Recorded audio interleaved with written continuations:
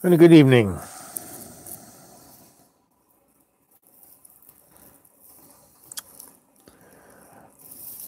This is your sensei, Al Bob, and welcome to Dreamy Dreamland with Sensei Al Bob. This evening's show is for entertainment and individual self-reflection.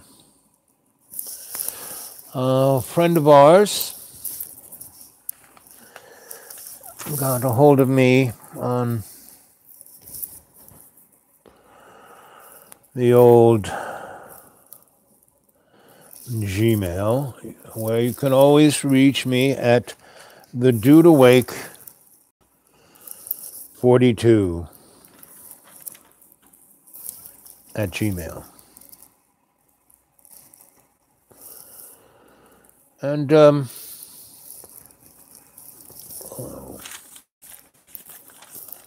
did I write this down? I try to start at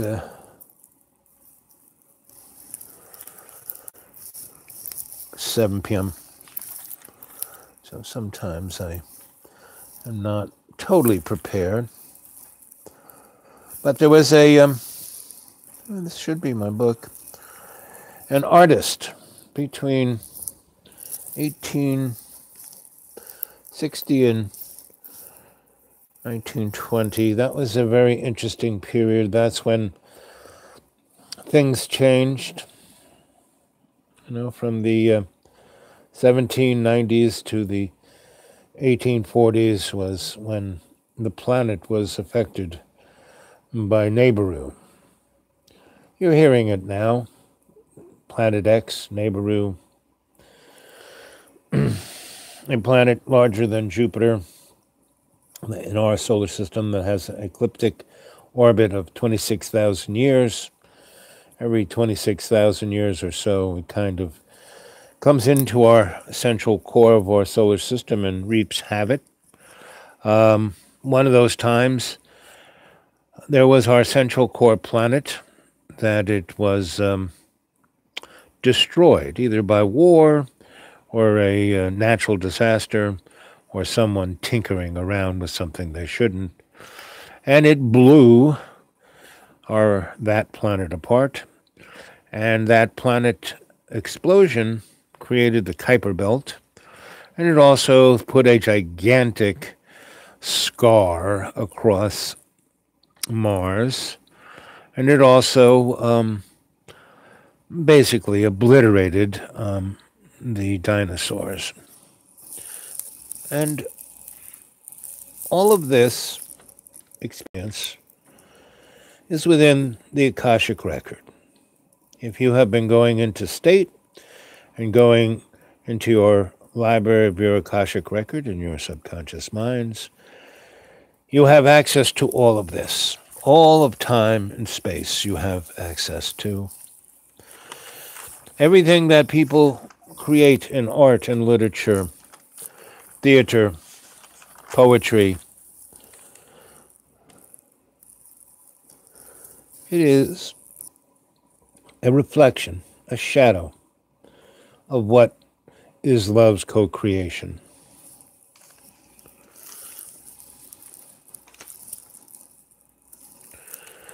Hilma af Klint, Swedish, born 1862. During the period of art that was from the 1880s to the 1920s, humanity tried to make sense of things.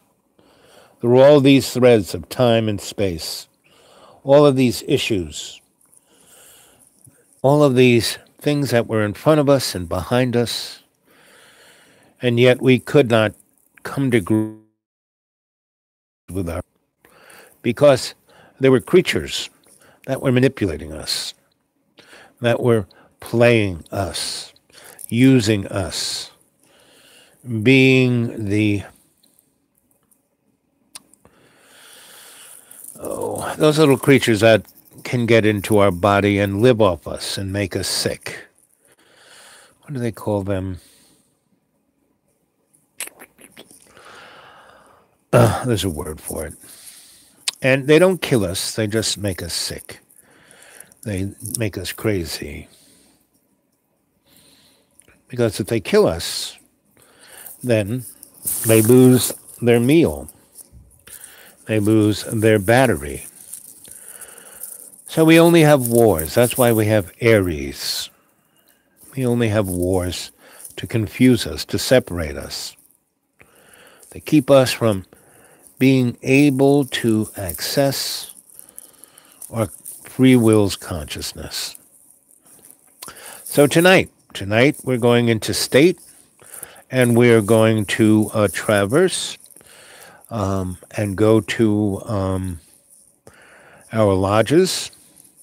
And in our lodge, we're going to go into our garden, into our tree of knowledge, and we are going to go through the roots of the tree of knowledge, and we're going to go to Shambhala.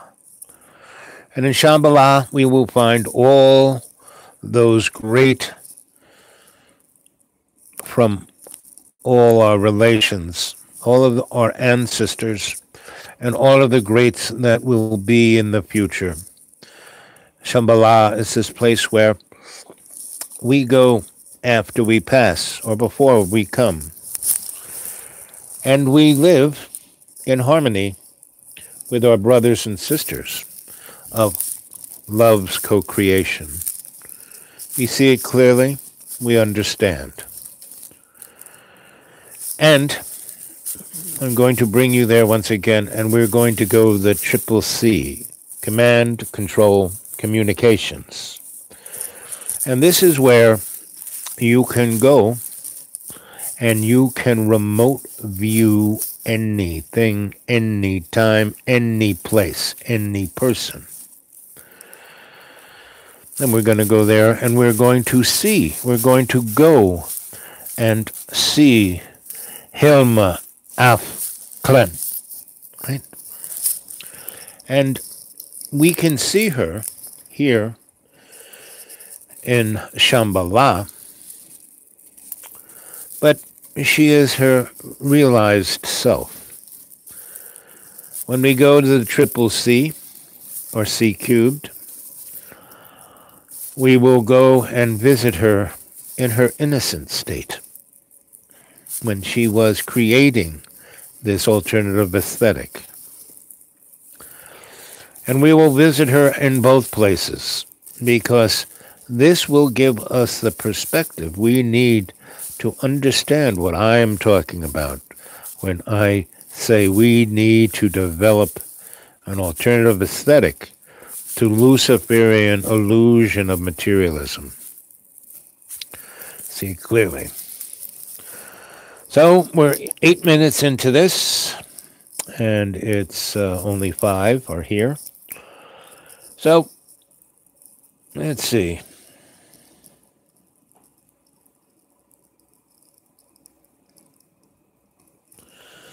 Hey, Anthony.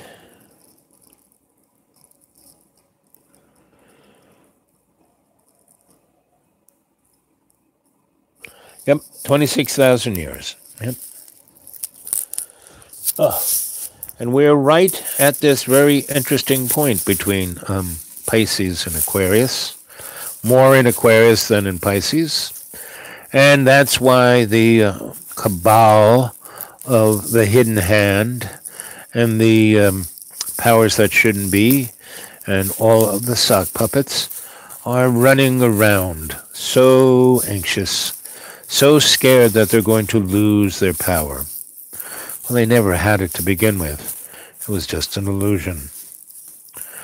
For love's co-creation is the only truth. And that is what Dreamy Dreamland with Sensei Al-Bab is about. It is a tutorial, right?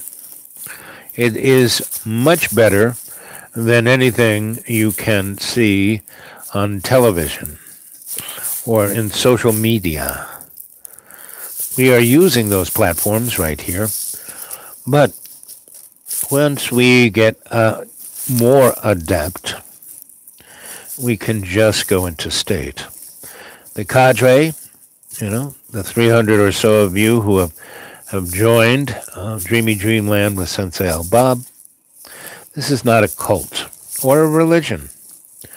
This is simply a channel of enlightenment and entertainment, right? See it clearly.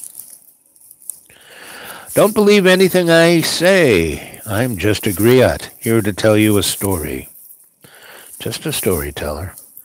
An old, holy storyteller. And what is being holy? Someone who walks with intent to serve, loves co-creation. If you serve anything else, you are just serving your ego. See it clearly. 11 minutes and 11 seconds in. 6 are here to be part of the chorus. Let's wait for some more. There are more people watching and less people stepping into the circle, which is fine. Those who need to watch from afar, they're not ready to be a shock troop of love's co-creation by going into state. But it's very easy. You just have to breathe 20% more than you normally do.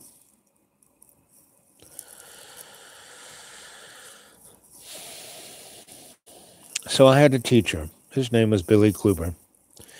He was the man who he was studying in Oxford, and he was living in Europe, first before World War I and then after World War I.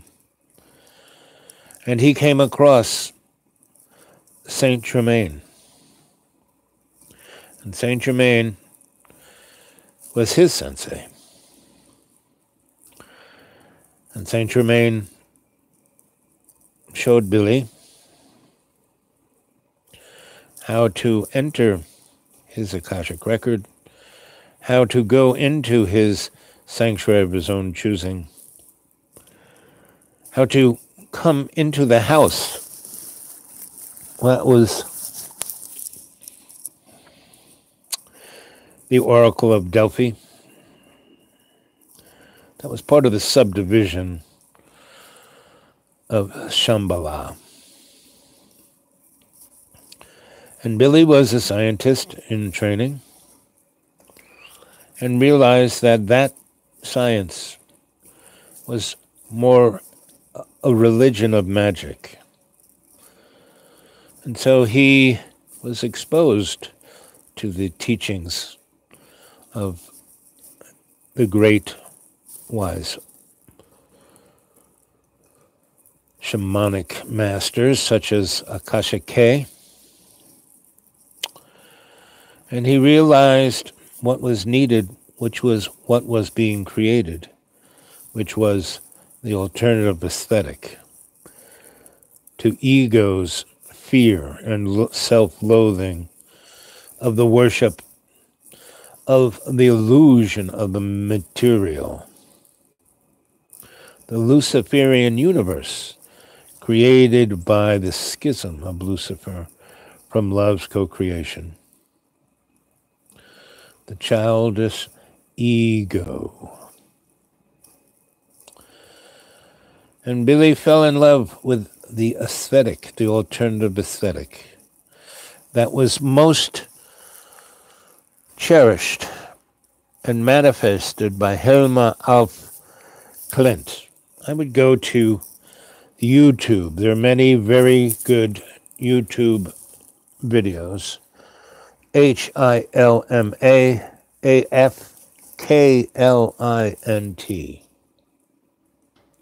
Hey, Twitchy. Good to see you. There are more coming. We're going to go and exercise our abilities in Shambhala. And in Shambhala, just as our house, the house of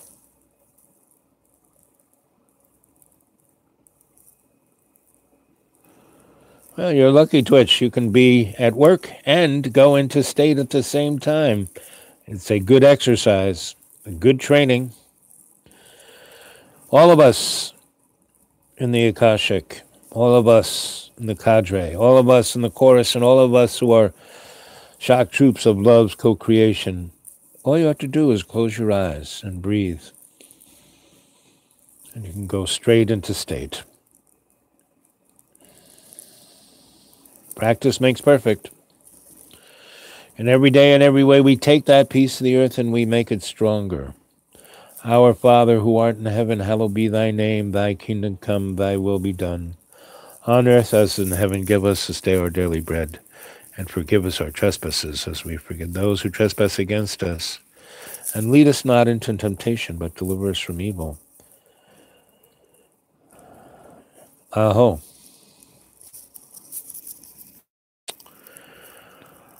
I do these YouTubes twice a day, because I can, and I don't know how long I can do that. Right now I am in an environment that I have really good Wi-Fi, and I have the time and space, right? And I do this to serve love's co-creation, and that you are my adepts, and I love you so. So it is not a great trial for me to be happy amongst you, right? But I want you to always take care of these videos. These are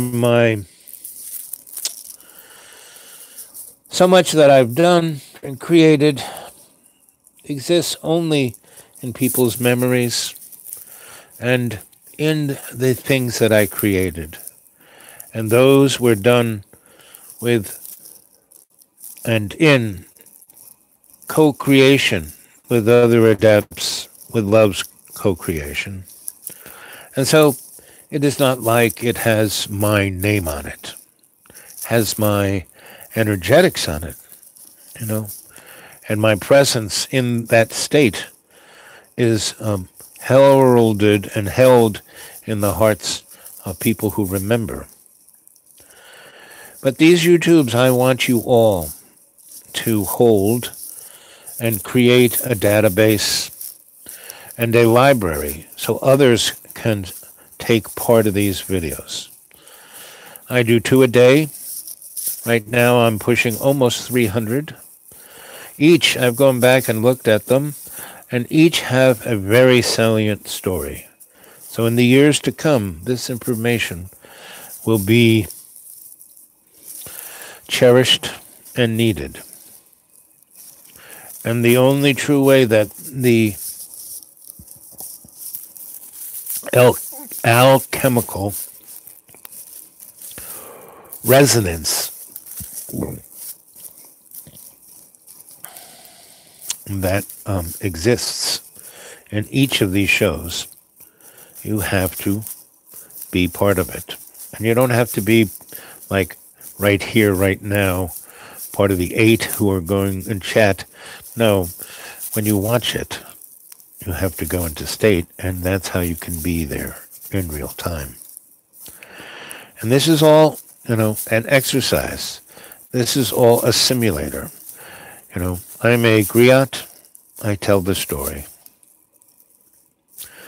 So I'm just waiting for maybe half an hour. It's right now 19 minutes and 19 seconds. And when it hits 30:30, we'll go into state, and we'll go into, our Akashic record, and we will look in our Akashic records, and we will look into seeing our connection through time and space with our abilities, that all of your past lives and your future lives are here right now, coming through a window of opportunity where you will realize what you're here to do. Most of us don't know who we are because we're so busy living our lives, right? And that's why going to state is important, because it gives us the opportunity to see and get perspective of why we're here, what we're doing.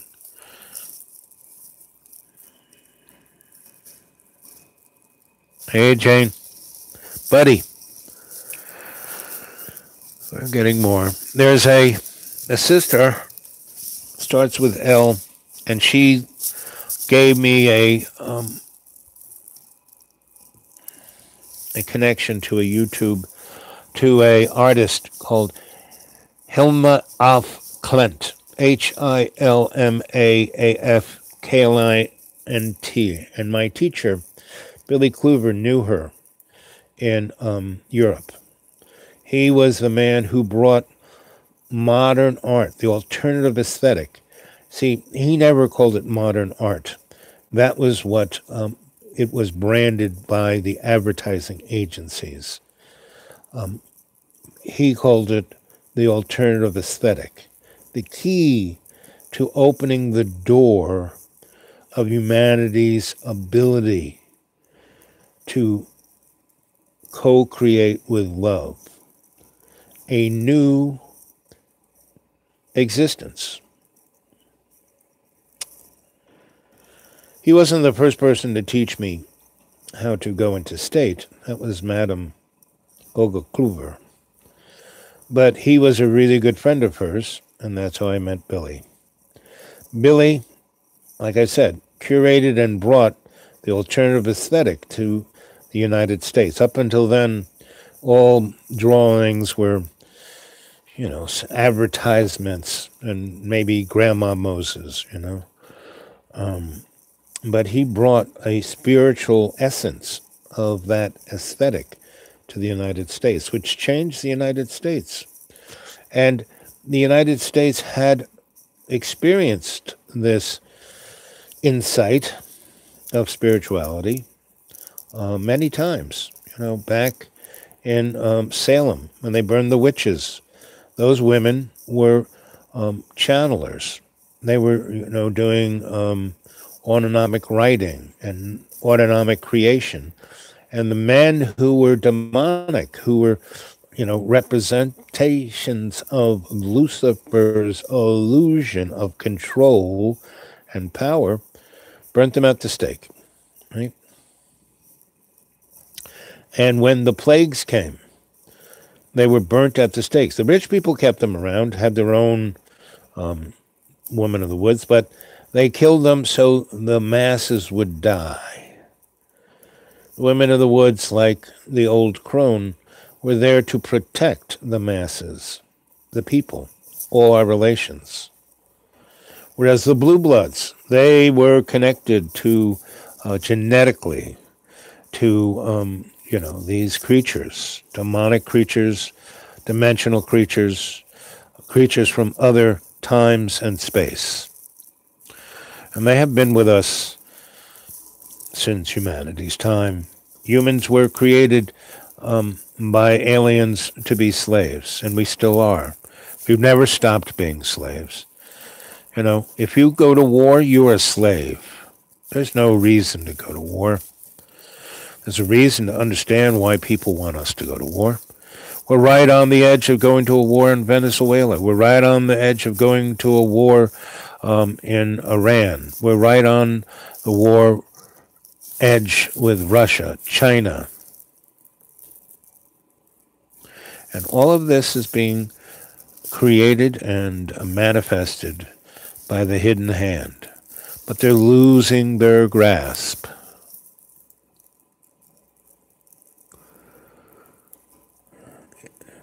What do you think, Twitchy? What do you think of her work?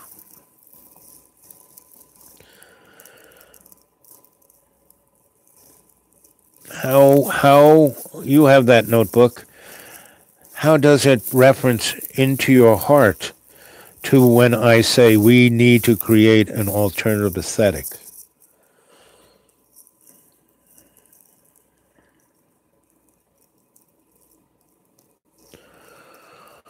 No, any of the vehicles of the material world are just tools. It's when those tools manifest inside of you that illusion of power, control, fear, anxiety. If you can, navigate the material world without being sucked into those things, you're right. If love is your number one dynamic that you're serving, love's co-creation, it doesn't matter if you're using a hammer.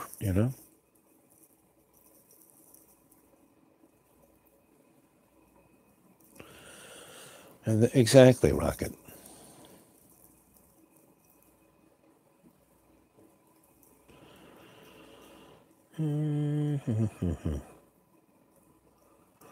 Time will tell all, right? But we are here as the chorus, you know, getting ready to go into state to be the shock troops of love. And what we're going to do tonight is to access C cubed, command, control, and communications. And what that C cubed is the ability to remote view. We're going to remote view. And where we're going to remote view is Hilma's time between the 1880s and 1912. That was the highest point of when Europeans, everyone really, not just Europeans, but people all across the globe were being energized and a scalar frequency of love's co-creation.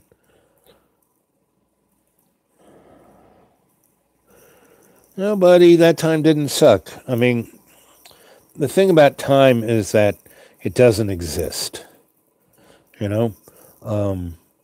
And so within every time, as Dickens said, it was the best of times, it was the worst of times. We were all going to heaven, and we were all going the other way. That's kind of what it is. So during that time, there was a cadre that were working hard, realizing that they were trying to find the key to an alternative aesthetic, which would resonate in love's co-creation. Of course, the powers that shouldn't be and the hidden hand did everything they could to cause chaos and war and conflict and starvation. The Boer War, World War One, it came from the Civil War, Boer War, what England was doing with, England wasn't taking opium from China and bringing it to Europe. England was forcing Europe to England was forcing everybody to do opium, right? And that was one of their tools of imperial oppression, just as sugar, tobacco, coffee, white flour, all of those things were, opiates of the masses. Hitler and Himmler were a cadre. Do you think they loved each other? No, Hitler and Himmler and that whole crew were basically used. They were mud puppets, right? Being used by Ares and the hidden hand. Now, there were elements within the, Nazi party. The Nazi party vibrated all of the violence of the cabal of the hidden hand. And all this stuff goes way back, the Third Reich, right? Well, there was the First and Second Reich before them, And there were plenty of people who, were easily absorbed into Ares' influence to cause chaos, war, suffering, pestilence, These are all things, they just don't happen. And they're not really done by outside forces. Outside forces can manipulate. Lucifer is the biggest of all outside forces, He broke heaven, 16 billion years ago. So Hitler and Himmler are just the most recent forms, and so was the Bushes, and so was the Cheney, and so was, you just keep knocking the name, Billy Boy, Hillary. They're all just part of the same, and they are so low rent. These guys aren't the Illuminati, and the Illuminati are just poster boys. They aren't, Rothschild and Rockefeller and J.P. Morgan, all those guys. Again, they're just low rent. They're not even, like I say, our whole society is a Ponzi scheme based on a pyramid scam of there's everybody, right? All our relations. And they are looked as useless eaters, expendables. Those are the expendables. Then there is the worker drones, managers, and then the owner class. And we do not ever see the owner class. I took you into Lucifer's office building and took you up to the top of that pyramid, and there were the two columns where ant and turtle, held things together because they were there to allow all of this to go down so we have a free will to choose love's co-creation. That's why this is like a soap opera. This is like a passion play. This is like a Greek comedy, I have, the image of the two masks of Shakespeare, the comic and tragic, right? Well, the Greeks saw them as one mask. And, we each have a comic and tragic side to our experience. And so we're getting close to 33 minutes and 33 seconds. And when that is, it's a time that we will start to go into state. So this was a good preparation chat, and you guys can, chew gum and pat your head at the same time so you can go into state.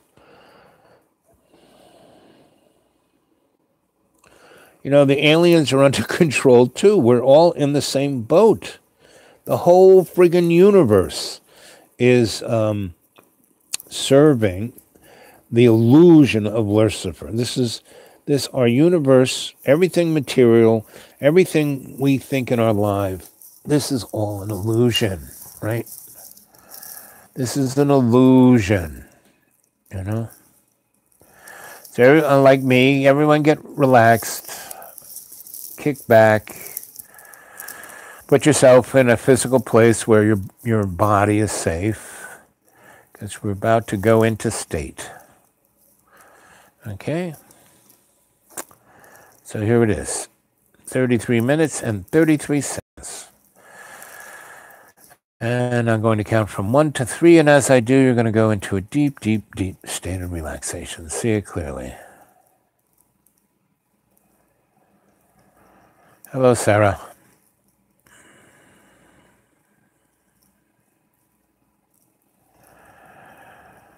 Again, Dragon, the only thing that exists is love's co-creation. If you wake up in a advanced video arcade, you're already in an advanced video arcade. What do you think's going on?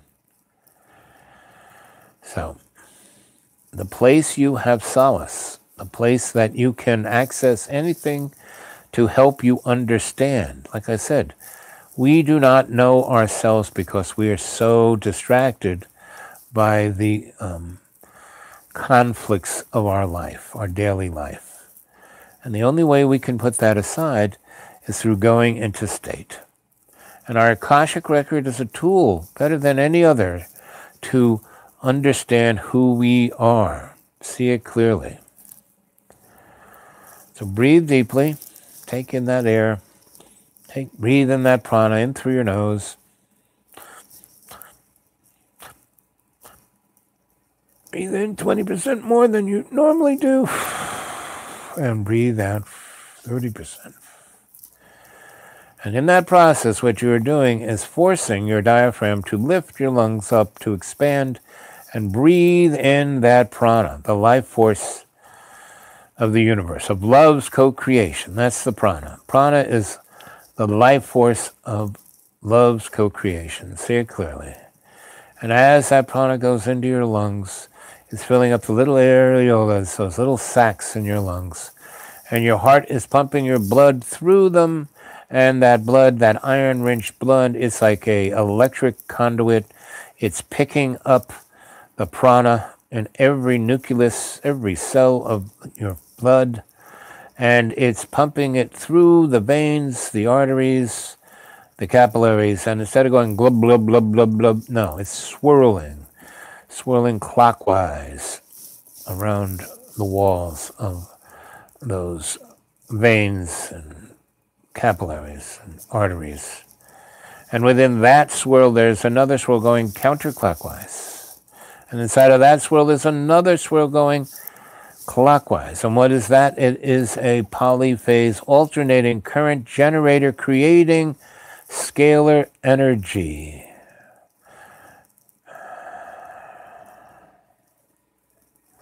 See it clearly.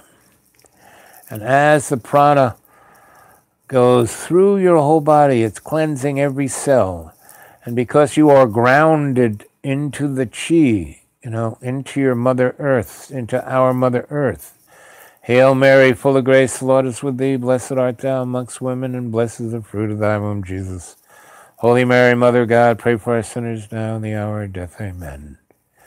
Feel that energy, that course, that you're closing the circuit. So you're bringing in Father Sky, and it's going all through you. And you're grounded into Mother Earth. The prana is energizing every cell. See your mitochondria just dancing with the photonic energy of the scalar power of the prana. Being grounded. See it clearly. And this is the circuit of love's co-creation. See it clearly. I'm going to be quiet for the next moment or two.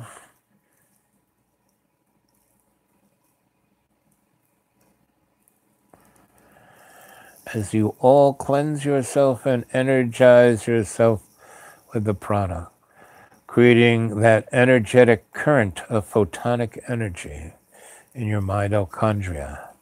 This is what connects you. This is what allows you to illuminate your imaginary mirror. That's that right behind your eyelids where you have REM sleep. See it clearly. And one, you're in a deep, deep, deep state, going deeper and deeper. All distractions have waned away.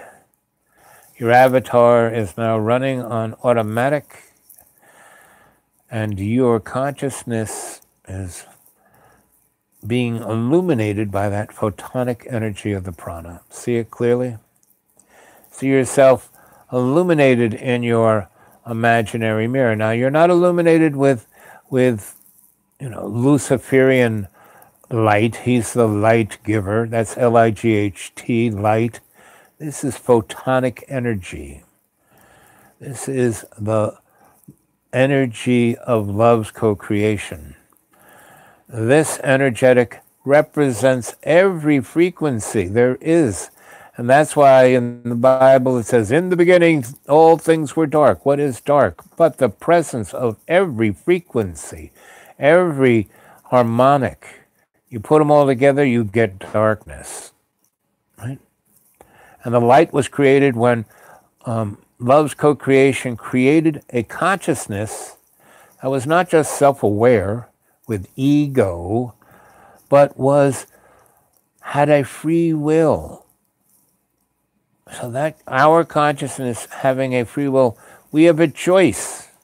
It's just like Donald Duck with an angel on one side, a devil on the other. We can choose, to be totally encapsulated in the illusion of the material world. And then we get stuck. We get stuck in neuroses. We get stuck in psychoses. We get stuck like an anchor we can't navigate our ship of our spirit we just go around and around and around in circle, doing nothing, accomplishing nothing, creating nothing, just energizing Lucifer's ego. And that's what we have been doing for 16 billion years. And right now, this is one of those times that we have a window of opportunity. Breathe deep. Focus your conscious mind on your breath. Illuminate yourself. See yourself in your imaginary mirror. And it's 40 minutes and 40 seconds. And at this time, we're taking that light and shining it into our subconscious. And we are illuminating our subconscious. We're flashing our photonic flashlight into our subconscious, and we see it's not a place where monsters live. It is a place, a library of our Akashic record.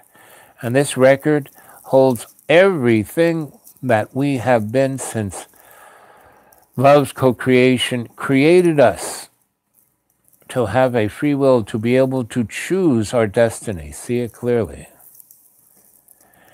And all 16 billion years from the moment that Lucifer lost his shit as a petulant child and broke the hegemony of heaven, and with that crash, it created the Big Bang. That light was brought forth. And it's a shadow. It's not light, it's a shadow. That shadow gives us the opportunity. Lucifer was made by love's co-creation.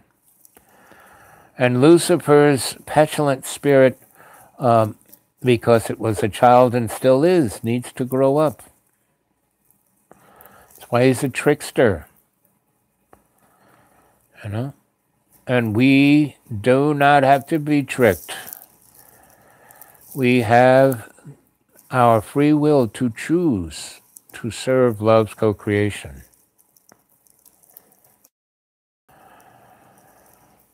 Everything in this universe is an illusion. Life, death, it's all an illusion. That's why reincarnation, we just keep coming back and coming back and coming back until we step out of the illusion. That's why right now there's this window of opportunity. That's why I came and brought forth Dreamy Dreamland with Sensei Alba. That's why I called the cadre to order as your griot.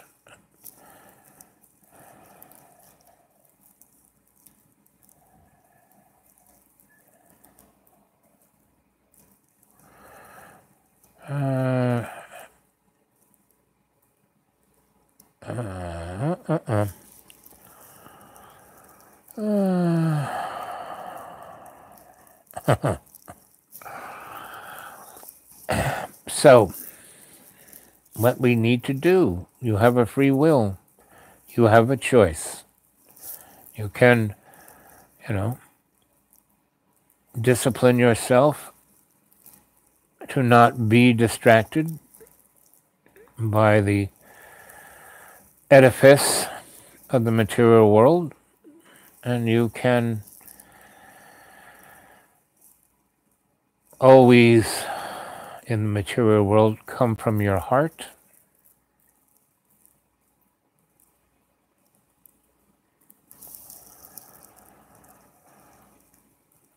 And we are all here as a cadre. Any question can be asked. All we have to do is, take a look at it through the framework of the shamanic, psychosocial, cultural, forensic, anthropologic alchemist. You put it on a frame, you take it apart, you look at all its parts. And once you take it apart, you can see the flimsiness of the illusion. Exactly, Dragon. Everything is as it should be.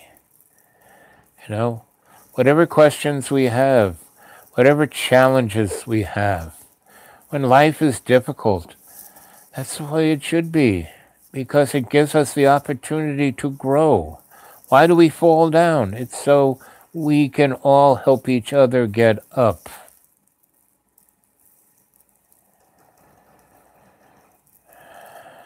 So, back to illuminating our Akashic record. Shining that light into our library. We walk in front of us, we see the eternal flame and the fireplace and the chairs set for our friends. And in front of that is our reading table illuminated with photonic light. There are no shadows.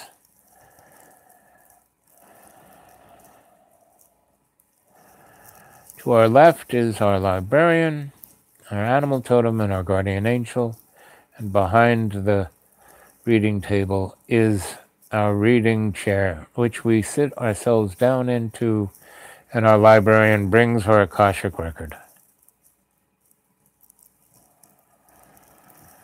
See it clearly. And in every day and every way, we take the piece of the earth and we make it stronger by using our free will of our consciousness to co-create with love the alternative aesthetic, which will give the ability to all our relations to set themselves free and go back home to the seat of love's co-creation. See it clearly. And I mean everyone. Lucifer gets to come home. Within the construct of this illusion, forgiveness is self-motivated, right? There is no, our present essence. There is no heaven or hell because we made it right here. Just go to any wars. Go to Yemen right now. Go to Darfur. Go to Syria. And there's places all across the United States and Canada and Mexico, South America. See how, the hidden hand through its cabal of agents of the CIA, the NSA, MK Ultra, Mossad, every intelligence agency is part of this, and they work deviously together and against each other. A den of thieves is not a pleasant place to be.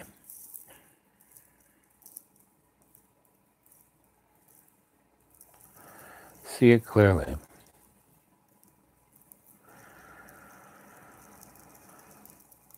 And you're sitting at your reading table and you open up your Akashic record and you take your right hand, you put it on the right blank page. You take your left hand, you put it on your left blank page, and then you shake it all about, and that's how you do it. No. And you lean into your Akashic record and you eliminate all of your anger, your fear, your self-loathing, your fear, your hate, your self-doubt. You just empty it out because they're all edifices of the artificial aesthetic, the Luciferian belief in the material world. See it clearly. And now you feel light, and you feel released, and you feel free. And hold on to this feeling. Put it in a place in your heart that you can feel it all the time. And every day and every way you can take that piece of the earth and you can make it stronger in yourself and in all of your relations. See it clearly. And 2, you're in a deep, deep, deep state of relaxation, your conscious mind, that squirrel in the cage of your Rolodex. Your mind is not who you are. It is not where you exist. You exist in your Akashic record. And in your avatar, the closest thing to a spirit is your heart. Your heart is the CPU, the central processing unit. And why are you in that avatar? Why are you in that bag of water, that mud puppet? Why are you in the material world because you, with your free will, you chose to come here. And you bravely chose to come here because it gives the greatest opportunity to show love's co-creation, that you freely want to be part of that. 16 billion years is a long time, and that's why you have your Akashic record. You can go and look at all 16 billion years. Life is what you make it. Energy flows where attention goes. Be careful what you give your energy to. You smoke a puff of peace pipe, and you pass it all around. And that's tobacco takes your prayer up to the spirit, the great maker, love's co-creation. Aho.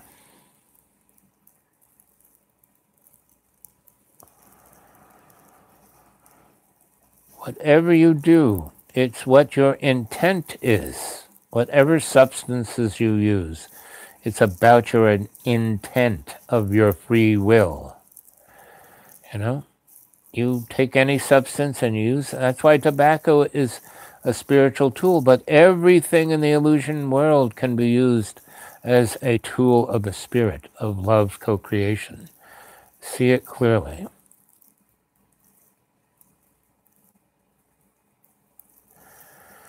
And you feel light and energized, and all of that darkness, not of love's co-creation, but the negativity of Lucifer's illusion of the edifice, of the artifice. And we are here to, with love's co-creation, create an alternative aesthetic to that edifice of that artifice. And I have been showing you all the tools, and the tools in your Akashic record, your librarian, your animal totem, your guardian angel to always keep you safe, the process of the open door of your superconscious mind where you walk across the bridge of your id, you go into your sanctuary of your own choosing, and all through there, that's like the fun house. That's where you can experiment and you'll find every tool. All you have to do is think of it and you'll have it. And that's why you go to the meadow. That's where everyone can sit down on their picnic blanket. And there's a picnic basket of whatever substance or substance you may need. And in front of you is your gazebo, where you can go and either listen to someone speak or perform, or you can go up those steps and look at your whole sanctuary, and you turn around 180 degrees, and you, after asking that question you want answered, and there will be someone to answer it for you. So, there you are, still in your Akashic record, and you can take the shortcut to your lodge. And your lodge is in your house. And your house is the Oracle of Delphi. And the structure itself looks like Frank Lloyd Wright's Falling Water, that house in Pennsylvania. I am buffering. How about now?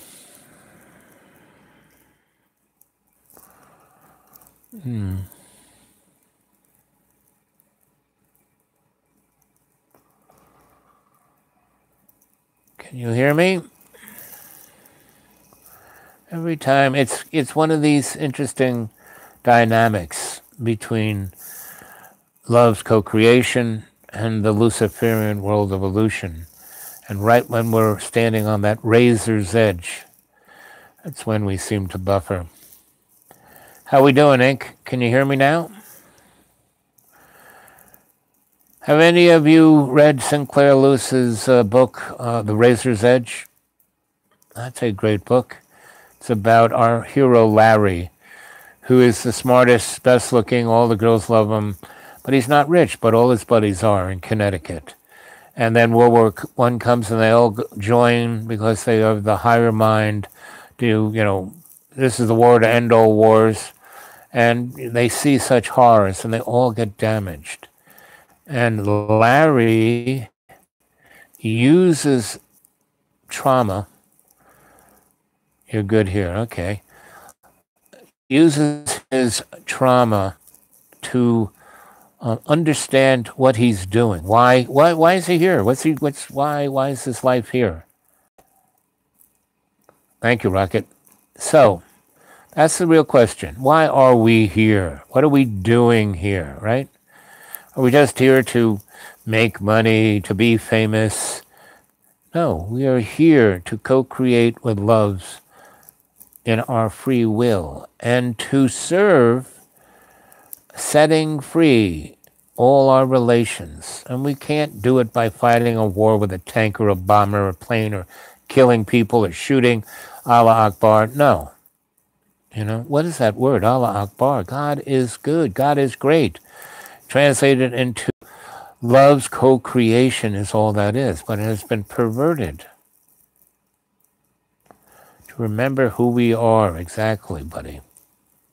That's what we're here to do. And why we're here right now this minute, because the cadre is who we are, and we have always been this. We have always been, and always will be, your Sensei Al Bob. From my birth to this second, to the however many years I have left, and then what I will go do in other lands, because I have a choice. You don't have to be reincarnated into the mud puppet land and the meat puppet world. No, I can step forth into any land, and I've showed you many lands, and none are bad or good. They are what they are. So say we all, buddy.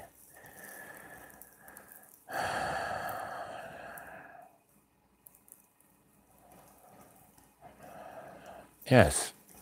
You don't have to hear the words, you just have to sense the intent. Right? It's all about intent and what our intent is. With love's co-creation, exactly. And we're tap dancing here. We're walking, forget about a tightrope. We're walking on a razor's edge here, and we're not cutting our feet,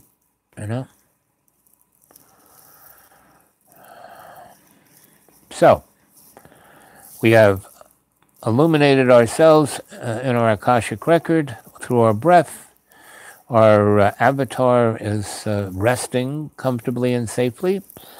And we're going into our individual lodge, and we will find our lodge guide there. And in the garden, we will find, there is, Master Akashike's Hambu.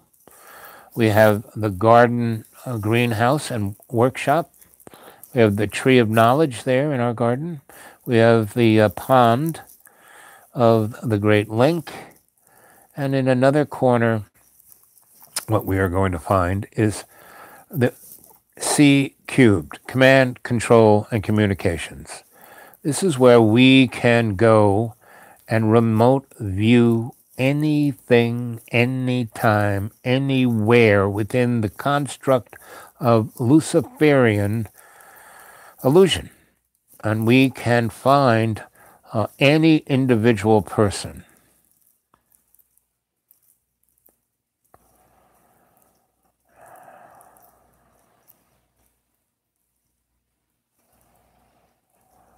Well, Inc., both of them are books to read. But definitely Razor's Edge. And anything by Sinclair Lewis, or Charles Dickens, or Melville, or Mary Shelley. So, what we're going to do is we're going to walk into the command, control, and communication center and visualize it, in any sci-fi movie or James Bond movie or,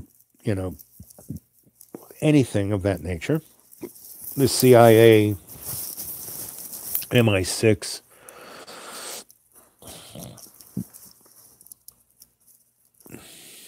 any of those intelligence organizations, and we are walking in. They can't see us, but we can see them.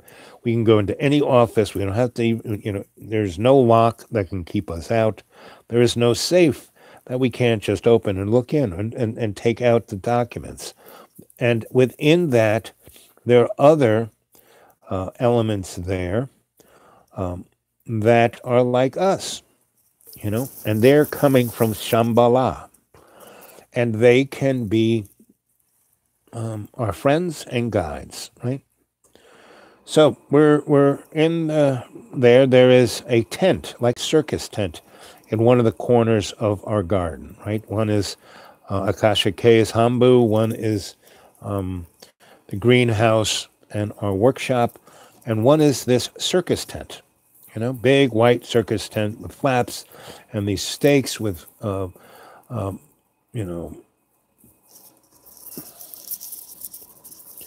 streamers on them.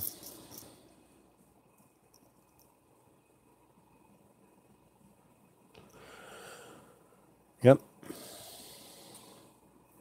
But Rocket, we don't need that. I mean, if you need to visualize yourself on that substance, well, go ahead, do it. That's really the beauty of going and say, you can do whatever you want. You got a free will, buddy.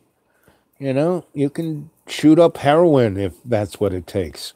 And you don't even have to get a hole in your arm. If whatever floats your boat. Because once you do that a few times in state, you will realize you don't need to do that in any plane of existence. That those drugs are an illusion. They're a waste of time. They're a distraction. The edifice of the artisan is a distraction. See it clearly.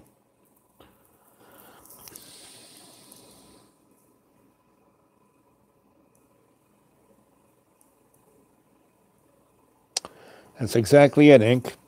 In the garden of your mind, anything you imagine is your creation.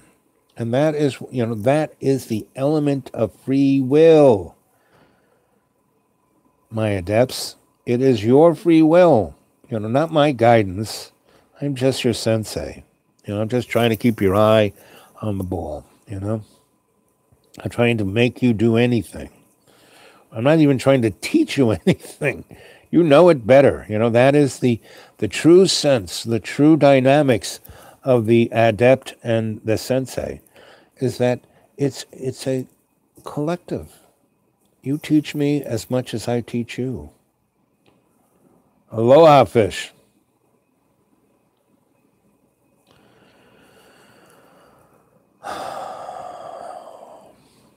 And two, you're in a deep, deep, deep state of relaxation. Your conscious mind is totally focused on your breath. Your avatar is relaxed and safe.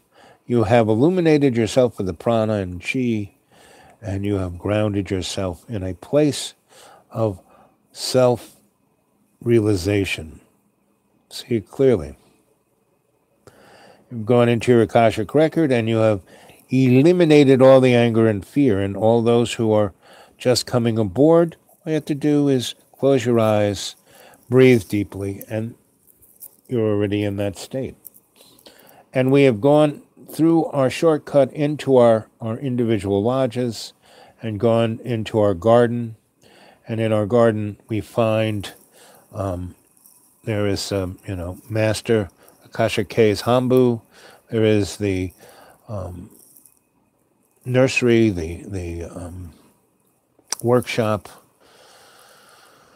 And there's on another corner of the garden, there is a tent, a circus tent with streamers and flyers and the big flapped open doors.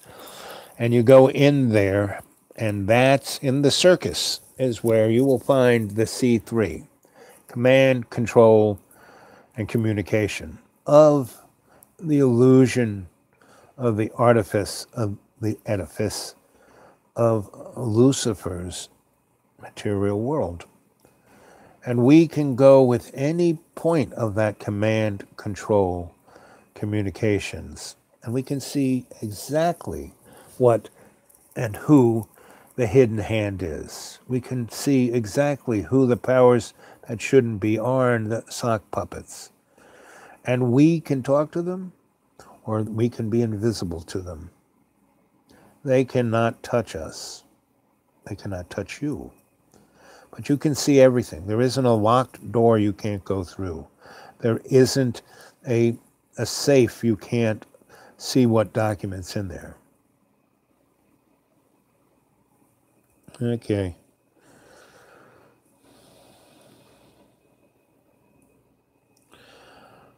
Come on back, buddy, as soon as you can. We love you. And one of tonight's guides is going to be Helma Alf Clint. Right? And we're going down the hallways of these secret places, and we turn a hallway corner, and there's like a cul-de-sac down there, and it's an art gallery. And we walk into the art gallery, and there's Helma and her 5 sisters. These were 5 other artists in that period in Europe between the Boer War and World War I. And they were desperately, along with their friends in, the Bauhaus, trying to define and expand love's co-creation's alternative aesthetic to the Luciferian illusion of materialism. And so, I want you to go look at her art, especially the art she did that she did not, she did a great deal of work. And these were shamanic paintings. And she did not show them in a gallery. And she did not show them to be critiqued. She made them and showed them to her cadre of 5.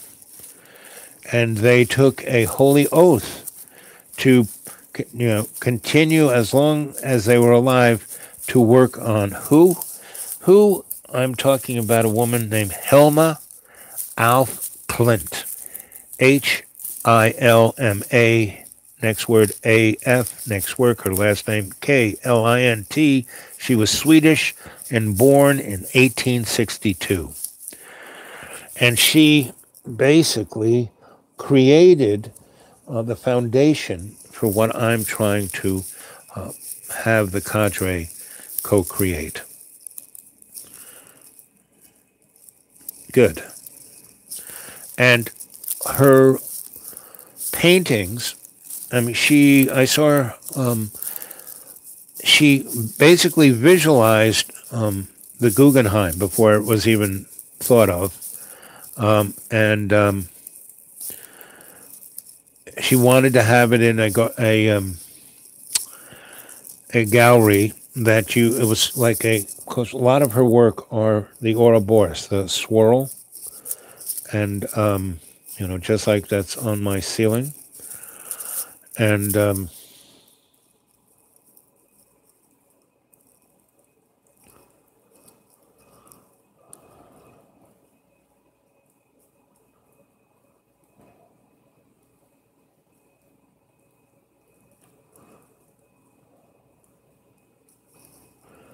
thank you, FT. Tataviv akate bahade. Bahade tataviv. It's a prayer. A code word.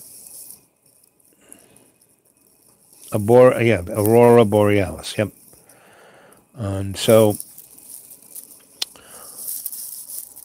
Helma and her 5 had some amazing work.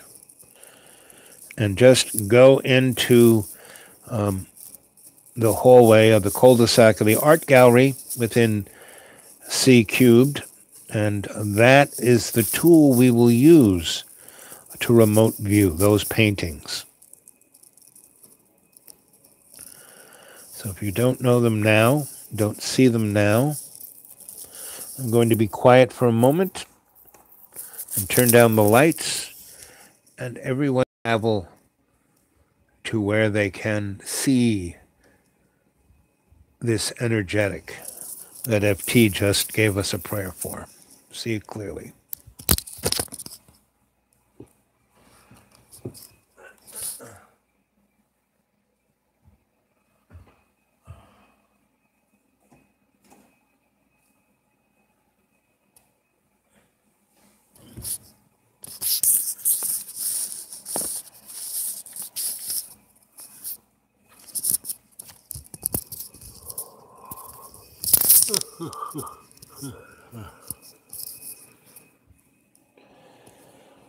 And 3, you're in a deep, deep, deep state of relaxation. See it clearly. You're in C3, in the corner, in the big tent that's in the corner of your garden in your lodge. See it clearly. Go there, come together as a cadre. See yourself in this energetics of state. See yourselves clearly as a cadre, as a chorus, as a shock troop of love's co-creation. See it clearly. I'm going to let you be there. I'm going to be quiet. Be there now.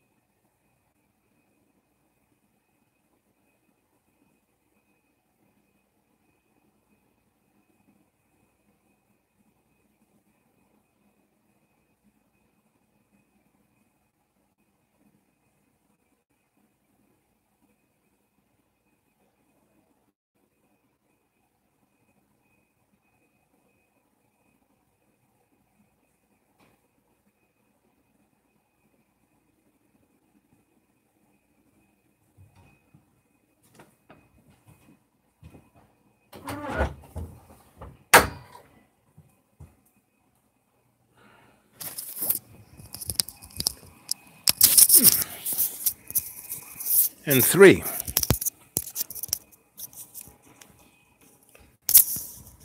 We're in a deep, deep, deep state of relaxation. Your conscious mind is totally focused on your breath. I have left you for a nice period of time so you could experience your own navigation through the C3, through the Akashic Record, through being in state. So, give me a little feedback. How you doing? What did you see? What are you thinking? Let's hear the chorus.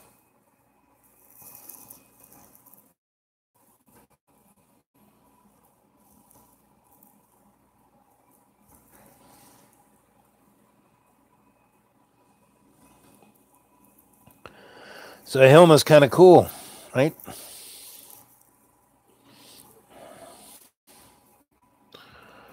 How'd you like those big paintings she did?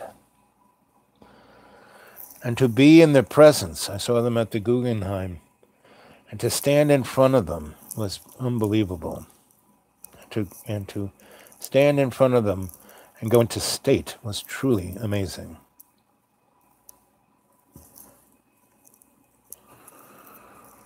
Oh.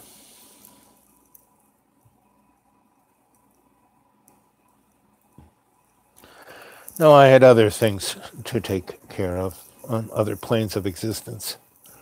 I had to go take care of some business, but not bodily functions.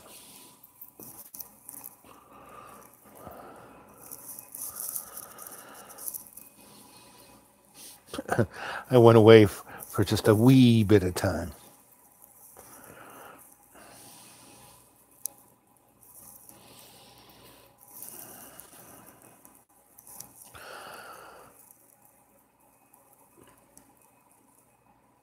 So I would like it for the next night or two if you could come with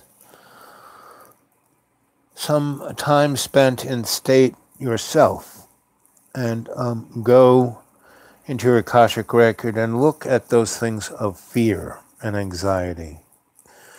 Look at the past lives, the forks in the road, the dropped anchor that you just went around and round and round in circles, where we can speak to these issues that are experienced by us all. You don't have to express anything that you may feel embarrassed or upset about, but come with a expression of a picture of what you think is going on within the illusion and how we can manifest an alternative aesthetic to this, because that's what we're here to do.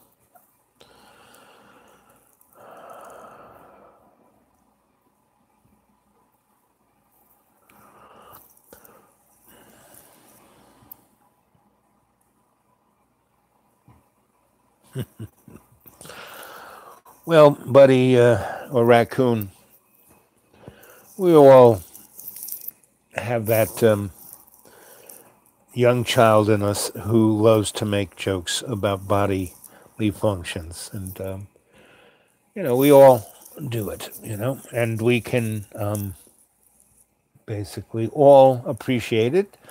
We don't have to get fixated on it. And, if someone lays it down, those who dealt it usually smelt it. Or is it those who smelt it dealt it? Anyway, that's not really what I'm here to talk about. I'm here to talk about our ability as a cadre to create something amazing in this illusionary world that I forgot, I think it was Rocket or someone was talking about, if you love what you're doing, making a lot of money at it is not bad. And I'm 100% on that one. I want to start this Humanities Artist Trust International. It's a nonprofit, and have the Institute for Aesthetically Adept and Appropriate Technology as umbrellaed underneath it, along with the Traveling Video Art Circus. And all of three of these things, I mean, I spent many years writing grants for many different art organizations, many different, I worked for Desperate Lawyers writing grants for all kinds of things. I worked, Trilateral Commission, Council for Foreign Relations, the RAND Corporation, all of those guys. And there are a lot of good people in all those. I worked out there in New Mexico in all those squirrely laboratories. I was part, in Long Island near Brookhaven amongst all the people who work. Man, talk about a squirrely place. Forget about Area 51, Brookhaven National Laboratory. So I just named off a few places. Let's see if you guys can, you're already in C3. Let's see if you can access Brookhaven National Laboratory. Let's see what you can do with that one. Stop talking about farts and make fun of people who do it. And let's see you go there. Let's see you see something, Let's see you scare the ever-living shit out of yourself. Talk about farts. Go to Brookhaven. Something that might just upset you. Might be way outside of your worldview. And it's right there in Long Island, New York State. Brookhaven National Laboratory. Suffolk County. Right off of, what's the name of that highway? Right, 25A and the North-South Road. It's a highway. It's right near where Suffolk County county seat is too. See it clearly. Go through the gate at you're coming off at 25A, and you go through the gate. Big, it's big road. What is the name of that? Veterans Highway. That's it. 25A and Veterans Highway. And the entrance, the main entrance into Brookhaven National Laboratory is off of Veterans Highway. Makes sense, right? And it's big and beautiful, and it looks like an estate, looks like a university, but you go in 25 yards, and there are guys there that will kill you if you try to get past that little point without having the proper identification. And they have the authority to blow you away with devices that will turn you into atoms. And one of the people who invented that device was Donald Trump's uncle. Go Google that one. Go to Dr. Trump's laboratory in Brookhaven National Laboratory. It's about 800 feet underground. Right? He was the man who was with the FBI agents after they murdered Nikola Tesla in 1940, I think it's 47, 46. It was a tad after, either just before the end of World War II or just, in the 40s sometime. So go visualize that. Go, use remote viewing and go there. And Donald Trump's uncle was the man who created the device that brought down the World Trade Center. See the connections to all of this. You're in C3 in the, circus tent, and that's in the corner of your garden in your lodge. You're totally safe. You're not in these places, but you have total access. Go look at Brookhaven National Laboratory. See what's going on there. See the insectoids that live on level 86.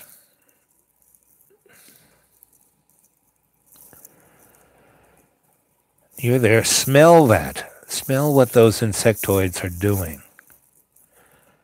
What is that smell? It's not farts. It's human blood that has just been sliced. Someone has just taken out their carotid and they're drinking that fear.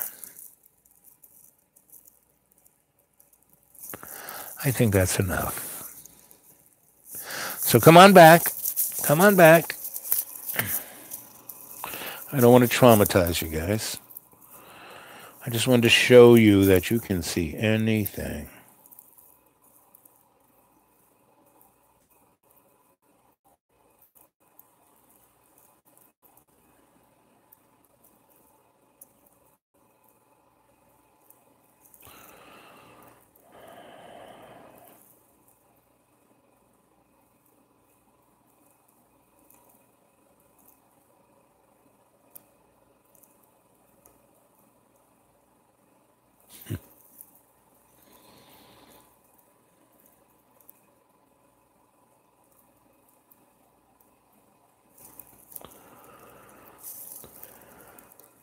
Well, FT, that shows you the level of the individual's need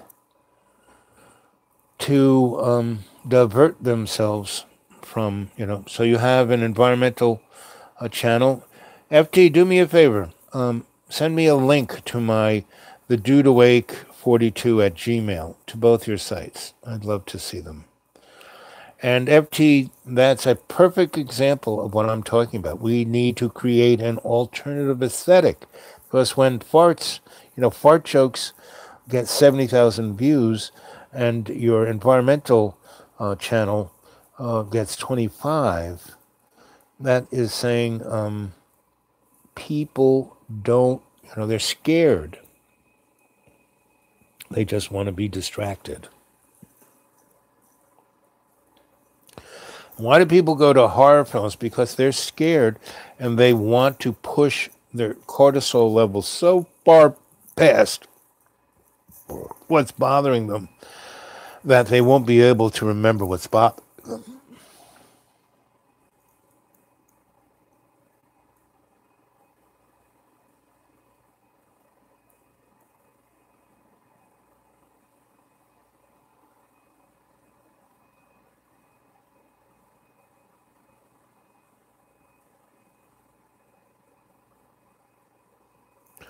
You're darn tootin'. I mean, all the planets that are out there aren't what we're told. They are living beings that have all kinds of cultures and all kinds of things going on there.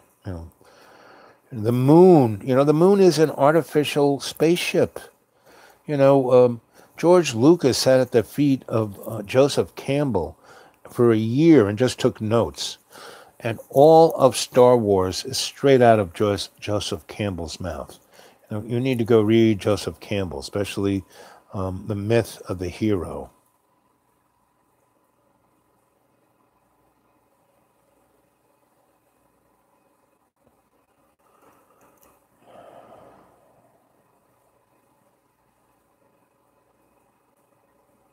Yeah, the Windsors.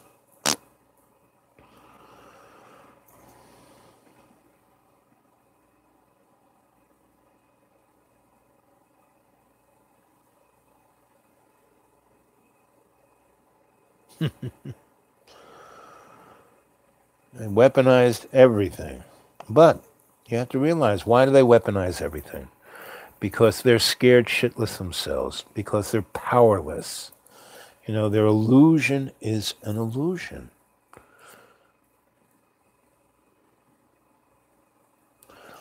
And that's, the Brookhaven lab budget over $550 million, that's just for mowing the lawn.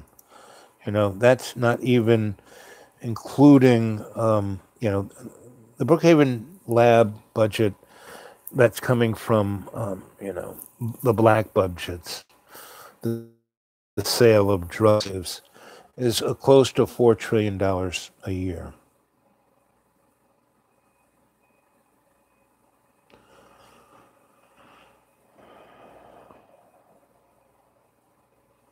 Yeah, the French girls blew you away. Yep.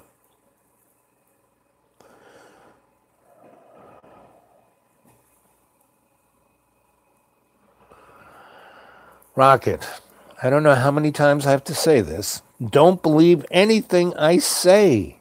I am a storyteller.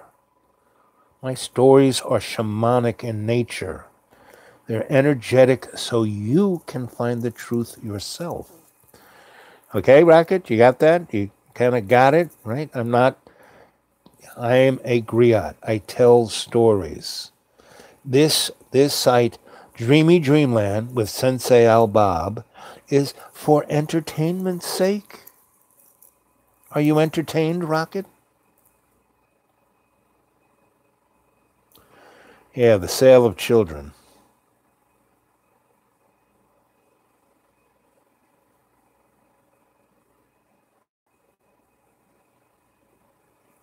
And that's why I'm kind of, what Buddy says, right, the sale of children, that's why I'm saying we need to develop an alternative aesthetic to all of this.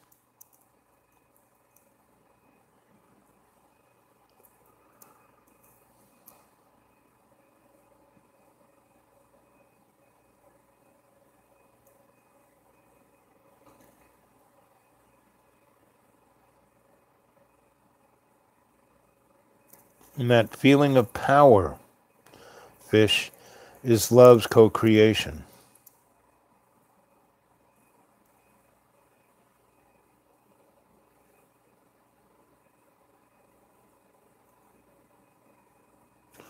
Of course, all of those facilities, fracking was developed specifically to poison groundwater, not to get out natural gas. We got more natural gas and oil than we know what to do with.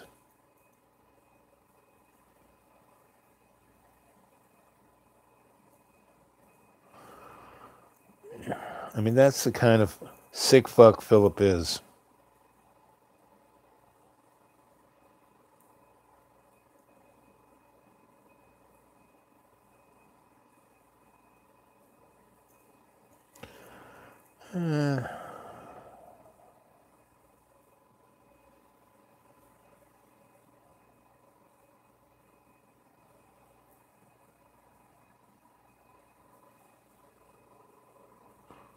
Exactly. Fish, we put our power outside ourselves because the only true place is in love's co-creation. And we have to choose to do that with our free will.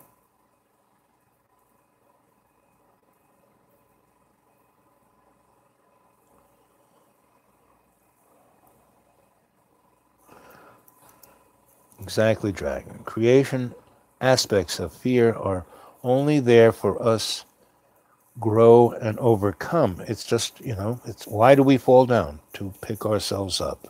Just as long as you're not living in that state of fear. Exactly. And if your heart is full of love, fear has no place to hide.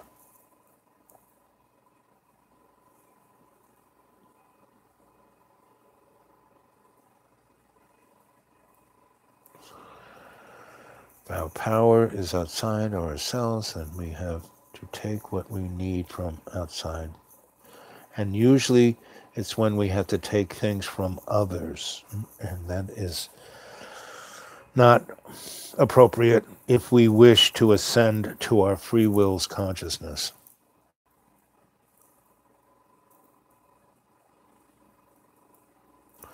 Right. Solutions, right? I don't know how many times I keep saying this. We need to create an alternative aesthetic because we're living in a world of illusion. So all of these things that are problems can be fixed. Meaning, I was a scientist, an engineer, right? When I was from birth until 25. And I saw everything you could ever see technologically and realized that the issue wasn't technology. We have 0-point energy. We had 0-point energy in the 1790s. We live on a planet in a solar system in a universe of abundance. We just have to choose. Like I said, we are like Donald Duck with a devil on one side, angel on the other. We just have to choose which one. I mean, Mother Earth, come on. An asteroid hits it, kills virtually everything on the planet, and within a million years, everything comes back. You know, human beings are like salt on a potato chip. Kind of tasty, a little interesting, but really not worth shit. You know, at least our avatars are that. And we will continue to do this bullshit over and over again. We're not going nowhere. You know, end times ain't coming soon, kids. And that is very true. I mean, you know, we are trying to be, you know, the powers that shouldn't be, the hidden hand, the sock puppets. They're all desperately trying to scare us, to do the same scam over and over. Well, it's not going to work. I keep saying the window of opportunity to change is here. And all we have to do is to choose it, you know? And we are. We are the cadre. We are the chorus. We are the shock troops of love's co-creation. And in every day and every way, every one of you individually, just take the piece of the earth and make it stronger. On the simple things, you know, me, I try to shut myself up and listen to everyone. I try to be patient. You know, even if I'm behind the wheel of a car, I say, okay, slow down. And every time I don't, you know, I run into something, I get a ticket, you know, it's the universe. No, no, no. You know, I have instantaneous karma. So I got to always be your Sensei Al Bob. You know, I can't be the crazed moron.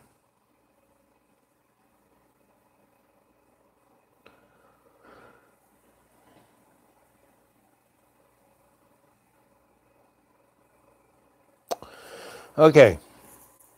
I think, you know, the person who, and I have to thank her with great love and humility, you know, our artist, a Swedish artist friend, Miss Kilf, you know, Miss Clint, Klint.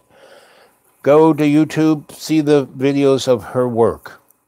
You know, go, you know, to a webpage where the images that are there that you can look at, right?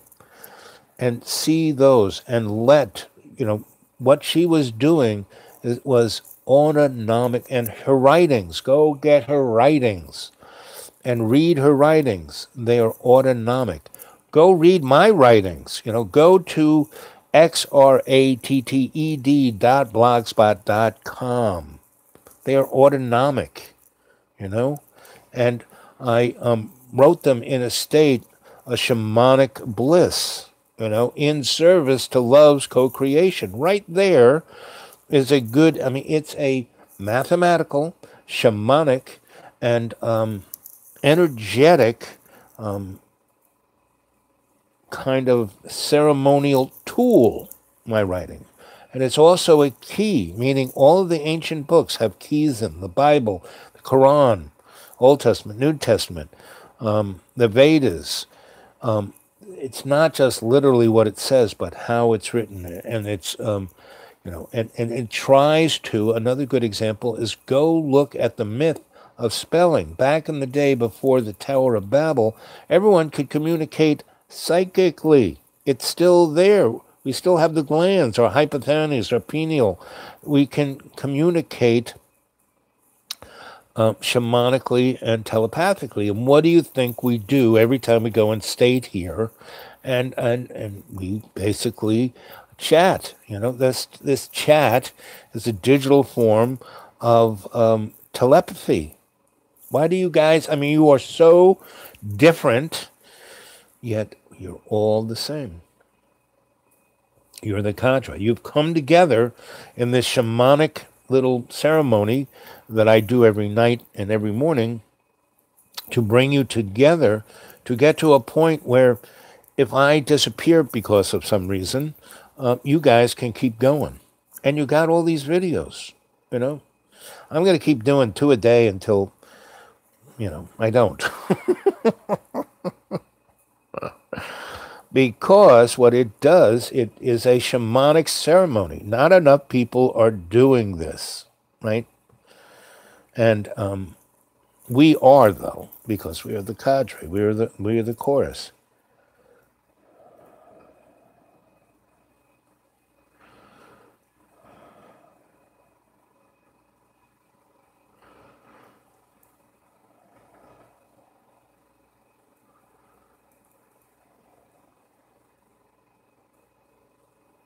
Exactly, Fish.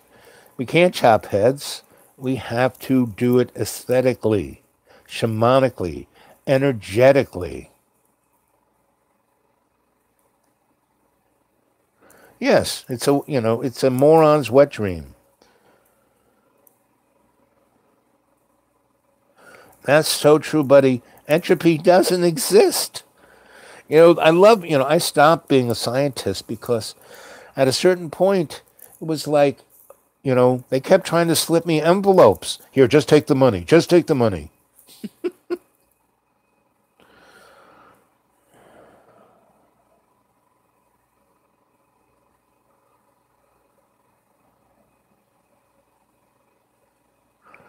Exactly. And you just kind of have to let that go. That's called autonomic writing. And that, Miss Klemp, she did autonomic paintings, right?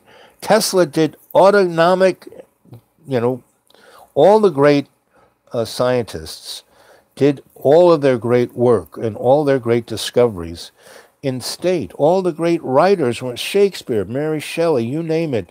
They were all in state. And that's why I keep saying, go in state every day, 5, 10 times. Practice makes perfect. Go, into your library, then go into your sanctuary, then go into where the tree of knowledge is, and go into the roots. Go spend a lot of time in Shambhala. Talk to all the great masters there. They are my teachers. They should be yours.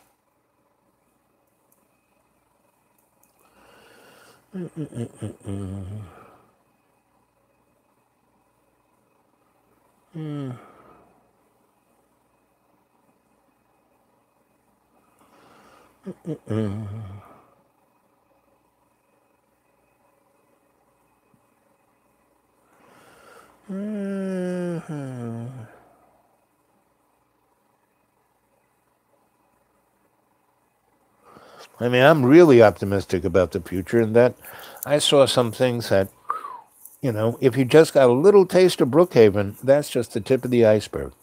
And I expected us to be living in caves, in 1979, but we're still freaking here. And the fact that they had to roll out Donnie as the great distractor is, another real good example that if we just keep our eye on the ball and co-create with love's creation, better times are even ahead of us.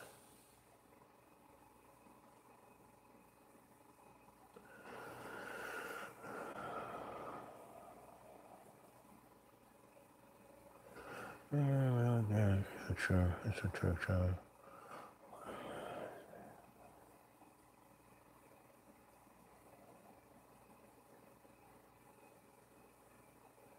Yep.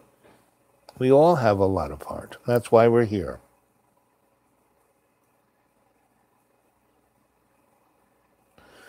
Yep.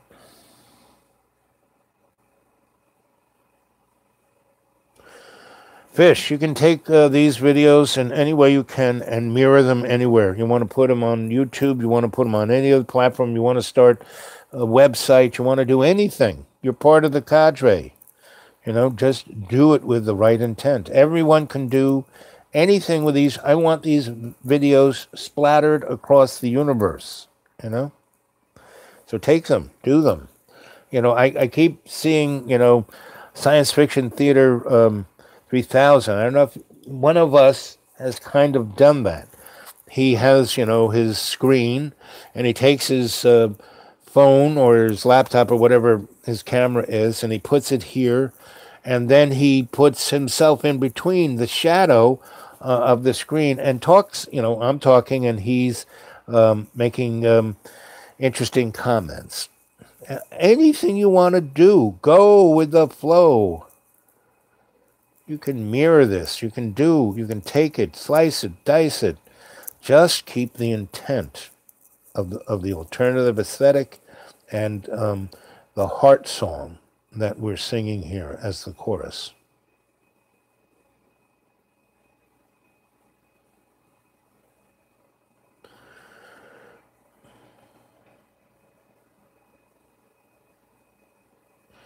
I've tried to do that Discord thing, and I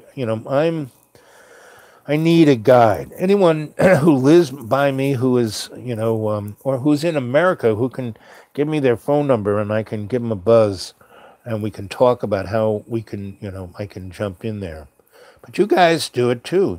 Just go for it. I mean, I started this because I wanted to gather a cadre, and a cadre, one of the best organizing skills is not to have a leader. That's why I'm your sensei Al Bob and not your, general Al Bob,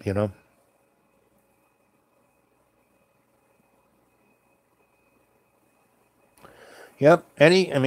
Go like I said, everyone go knock yourselves out, do whatever, write. And that's why people should need to write that blog spot I have there, right? That was set up. All the things I have were set up by other people because I couldn't do it, right?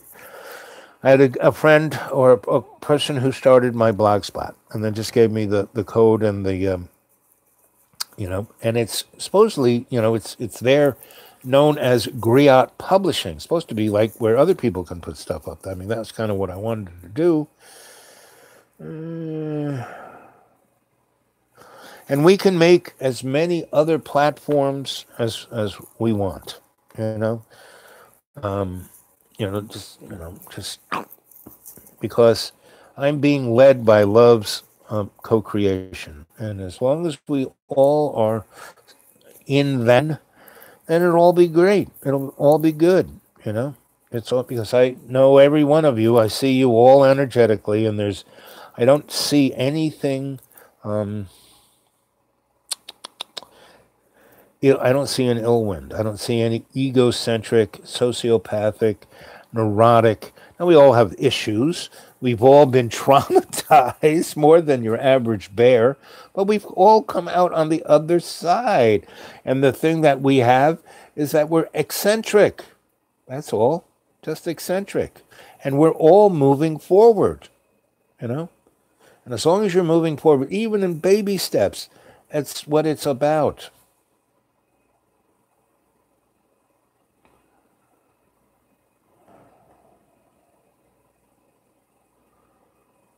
Yep.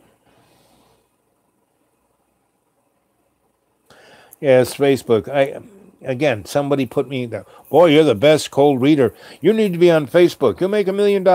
So they ran their business on Facebook, and I have to say they're my friend, and they put me on there, and I kind of did a bit of it, but it was like so boring, so much a waste of time, and so obviously a ploy. Mr. Hoodie, that guy's a moron. He, didn't write any code. He was just somebody said, oh, that guy's a jerk. He'll make a great poster boy for this. And, back in the 70s, I was at a place in Pennsylvania where they do all the robot stuff. Carnegie Mellon. I was at Carnegie Mellon, and in the 70s, early 70s, they had all of this stuff. I mean, everything that they're going on now, face recognition, barcodes, RFID, all of that all ready to go. And they were just looking for people to be the poster boys, cell phones, the whole thing. There's a great video that Arthur C. Clarke did in the 50s. And I had a buddy whose daddy was head of the UNIVAC at Sperry Rand. And his son and me and about 6 other, we were all like the junior scientists. And so he would give us all his Scientific Americas.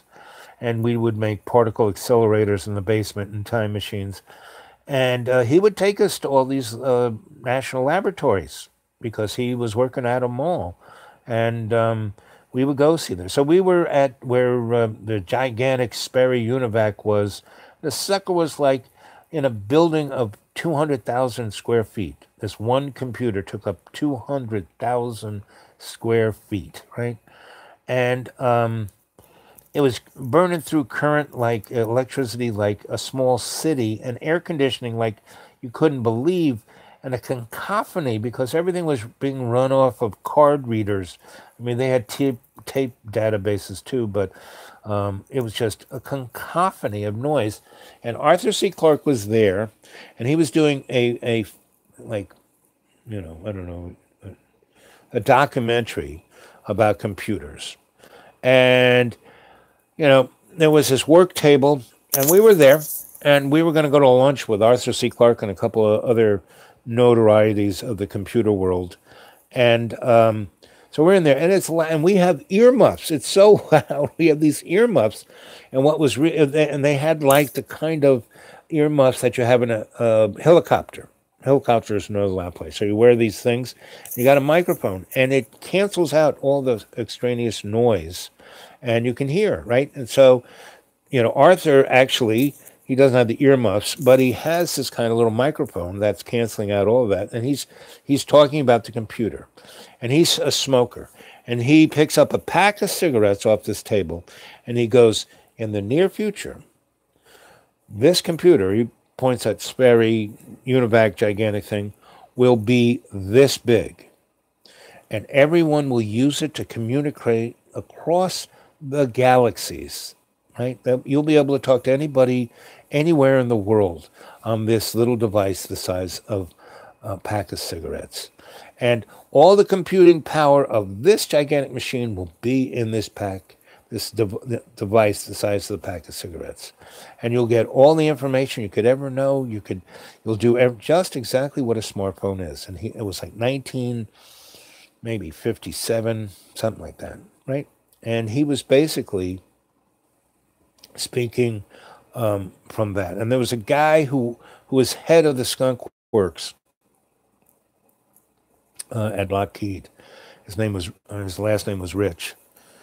And I heard him at a lecture in the 80s. And he basically said, we have the technology to take E.T. home. That was in the 80s. And I was at another lecture at MIT where they, there were a group of us, so I was part of an NGO at the United Nations, and we were trying to bring alternative technology to the world. And this is why I'm saying I was, given the Prevail to see what technology was and realize that the real issue isn't technology or economics or anything physical. It's the spiritual aesthetics. That's the alternative aesthetics I'm talking about, not just drawing and painting, but that is what shamanically brings forth this spiritual energy. So, and that's why the Greek plays were so powerful. That's why Shakespeare is so powerful. That's why Mary Shelley, Melville, Dickens were all so amazingly powerful, because they understood the shamanic energy needed to bring art across to all our relations. And that's what every night and every morning before I do this, I spend a good hour kind of thinking about what I want to talk about, and then I go into state and I look at the Akashic Record, I look at things, and I put like flags of realization in the shamanic energy. It's a ceremony. It's like when you do an Ouroboros, this spiral, that's right up there. That's why that's up there. That's one of the most powerful shamanic tools, is the thing above my head, right? And if you look inside there, it's more into frequency representations. And that's the kind of thing I'm talking about as the alternative aesthetic. A Zoom room, we can do anything. You guys do it, I'm there.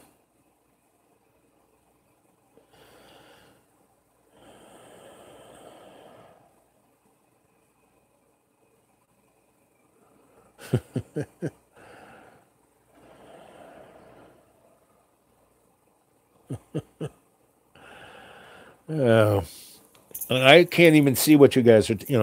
I have the most limited reference point, at least in a digital frame. Now I can see you energetically, so when I giggle over the things that you say here, which are only half of what you're really saying to each other,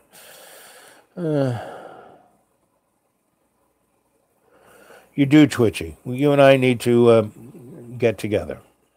Or if you have a place for me to stay, I will try and make it down to you. I have a few operations on my eyes.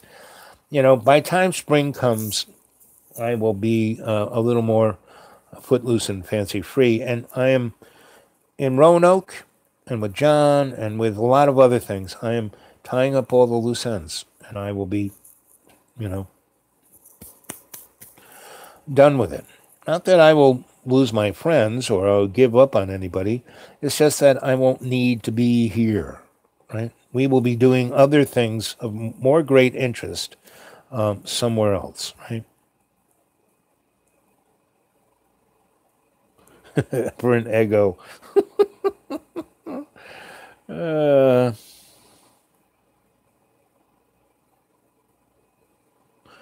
this is true.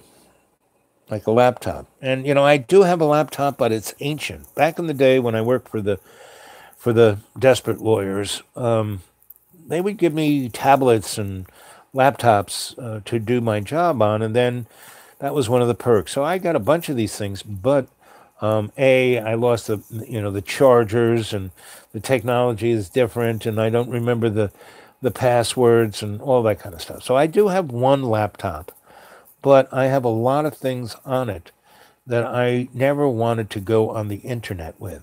So I think I need to buy get a virgin laptop that I can start doing this stuff on. That only thing I do is this, right?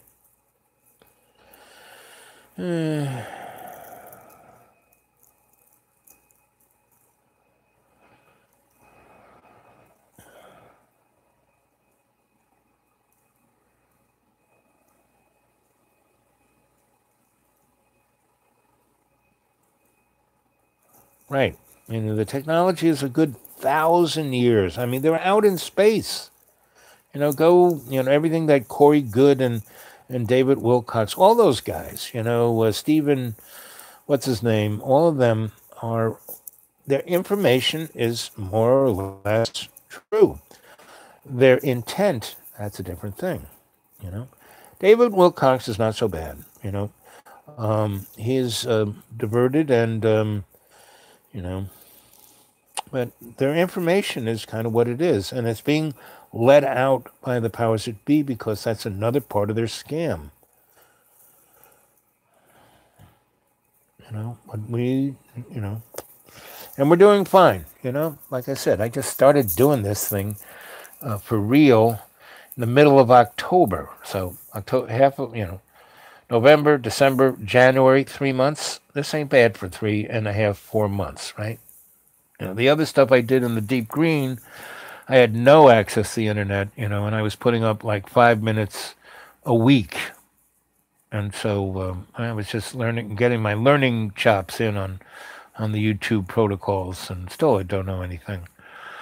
But doing this, once I got here and I said, okay, I'm going to use this platform and use the really good Wi-Fi access I have to do this twice a day to energy, because I'm just using this platform as, a shaman. I am using my shamanic energetics of placing a frame up that I then use my skill as a griot to lay down the story that you guys pick up within your little ephemeral shamanic energetics of your pineal and gland and your the other two glands in your brain that are the radio signal to being telepathic. So that's all I am doing here.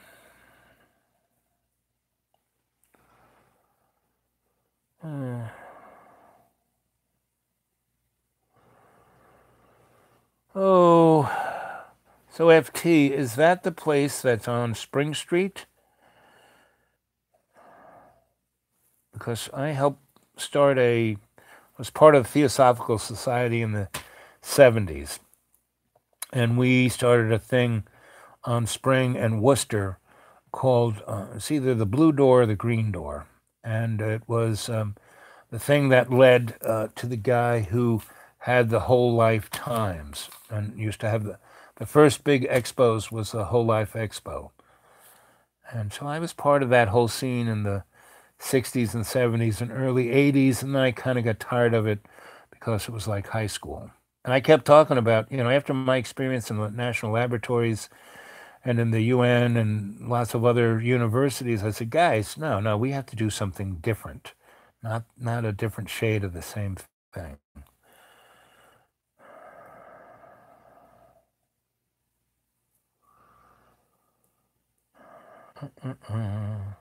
And I'll be telling stories about you guys, that's for sure.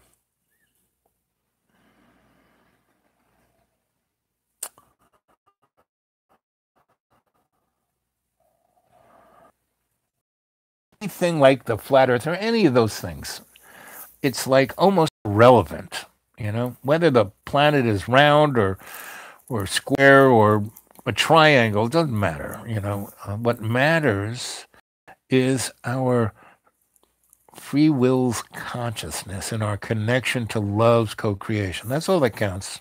All the rest, because it's a Luciferian illusion. Everything is. Yes, we have to swim in this. So that's why we need to, build some water wings of an alternative aesthetic. Pineal, pituitary, hypothalamus. Yep. There's a few others. Yep. H1, H2 receptors, limbic system. Yep. That's why, cranial sacral therapy is a very good thing. And I'll teach you guys how to do all of this, but it takes my hands on your little head. Can't quite get that on the screen, just can't quite do that. Yep, water loves, yep. Water always finds its level. Upstate. Okay. Upstate New York, the Theosophical Society had a place called Pumpkin Hollow. Is it near there? And upstate New York, where Ithaca, New York is, there's some, because all around Cornell there's a place called Wisdom's Goldenrod, which is a beautiful place. It's overlooking Seneca Lake. And that's all the guys who were, the guy who wrote The Wisdom of the Overself. He used to teach at Cornell. And he had his own cadre. When I was at Cornell, I met those guys. And they were, Brunton was his name. Paul Brunton, Wisdom of the Overself, and a number of other really great books. And he was a good buddy of Joseph Campbell's. And anyway, when I was at Cornell, I got to know those guys, and they had this beautiful, they had built it with him as their commune. And then they got married and had kids and businesses and got houses in Ithaca and stuff like that. But they still had that place. And every Thursday they would go up there and they would talk about his lectures. And they would do what, we're doing. They would have a chorus. They would go into state. And they liked me because I was not ahead of them in this, but I was right there with them. And I had a few other little things. Plus, I was younger than they were, and I was a fix-up man. I was a good fix-up man. Their emotions, their house, their electricity, their plumbing. So they said, "Oh, you should be the caretaker." And I had that nickname for a long time, caretaker. And so I lived there for a year, one winter really, and it was beautiful. No one was ever there. They would come every Thursday. We would have a great meal. We would meditate. We would talk.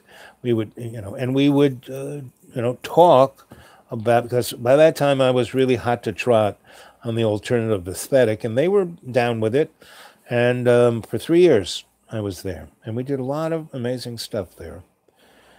And one day that's another 2 or 3 hour story. Just that, just Ithaca. It's an adult education movement in the United States, highly popular in the late 19th and early 20th century. Oh, yes. Oh, okay. Thank you for, yes, I did meet these guys, did hear about these guys, did experience their place. Yep, yep, yep. That's an Iroquois word, right, that I can't quite pronounce with only 4 teeth in my head. Assemblies, yep, expanded and spread throughout. And these guys were also they were hooked up with the women's movement in Seneca Lake. And they were, and that is where the Pershing II missiles were being shipped out of an Air Force base there to Europe to, ferment the Third World War. And that group and this group of women would lie down on the railroad tracks in front of those trains, and good old Rumsfeld basically went there and forced the guy running the train to run the people over and cut off a bunch of people's legs like sausages. Bing, bing, bing, bing. And that didn't quite hit the TV and the cameras. Everybody was there. They took pictures of it. It was really a bloody mess.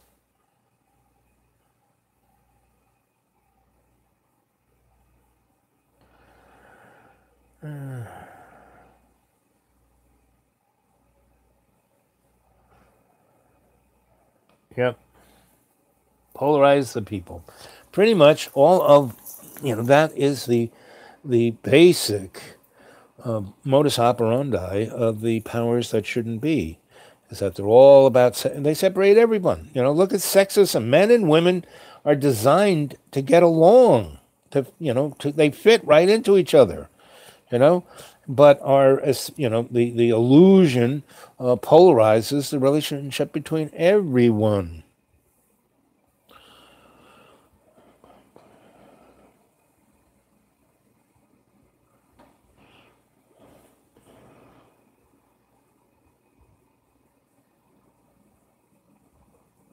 Again, I don't care what shape the earth is. We live on it. Let's first get along.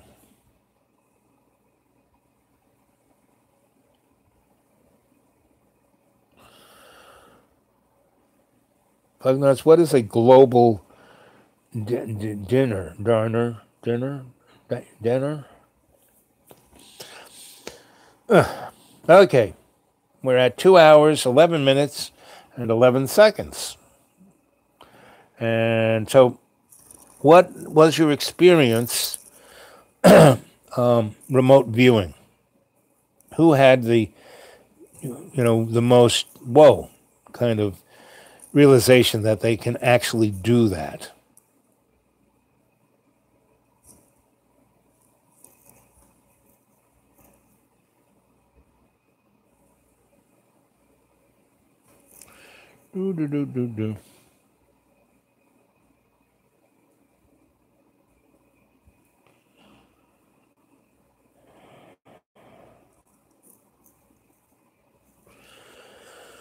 Okay, starting to get a little fatigued. So it's 2 hours. I've heard good things about Ithaca, New York, and Asheville, North Carolina. Well, both of those places. I lived in Ithaca for 3 years, and I lived in Asheville for 9. And what really is interesting, I think I will talk the last 10 minutes on this. So I have this knack to be in the right place at the right time with the right people and make amazing things happen. Not so much that I do, like, oh, wow, Al did that. No, I'm just the guy who energetically is like in the background helping the folk to do it, right? So and that's what I did in New York for 20 years. And then I had to leave New York for emotional reasons, because that takes another 2 hours to describe that story. And if you go to xrated.blogspot.com and read, I have 6 cuts there, right? And that's 3/4 of one of my 26 novels. And the third, the last quarter of that novel I didn't put in there because I wanted you to get those 6 cuts first and see energetically what I'm doing before I gave you something that would, if you couldn't get those first 6 cuts, then trying to get that last quarter of the novel might be difficult on you. So anyway, I wanted you to, and they're all written to interface with each other. And there's 1, 2, 3, 4, 5, 6. And you can read them at any, you can read the 6th one first, and you can read them at any which way you want to read them because they interconnect energetically. So it doesn't matter. You can read it from 1 to 6 or 6 to 1 or any which way you want to read it, right? But one of those in there is about my second wife. And that, if you read that one, you will see why I left New York. Because she died, and New York City was our town, and with her gone, every place I went, I saw her, and it just broke my heart. Kept breaking my heart. And when I think of it that way, it breaks my heart today. But that was almost 30-something, 88, so that's 89. So that's almost 40 years ago. And, when I love someone, they're in my heart forever, And yes, I can love other people, and I can have other relationships. And usually what happens is that when I get involved with someone, we get, I am true blue. I'm beyond monogamous because I don't even look at other people. If I'm with somebody, that's the only person for me. But what happens is sometimes people can get, they get close, and I get close, and they start, and I open my heart, and they see, it's like amazing. They've never had anyone do this energetically, but they then see that, boy, there are other people in that heart. I mean, that heart isn't just for me. Well, if that person and I are going to be together, then they kind of have to say, okay, I understand that. That's cool. He's with me now, and that's what matters. So time is timeless, Bob. Yep, exactly.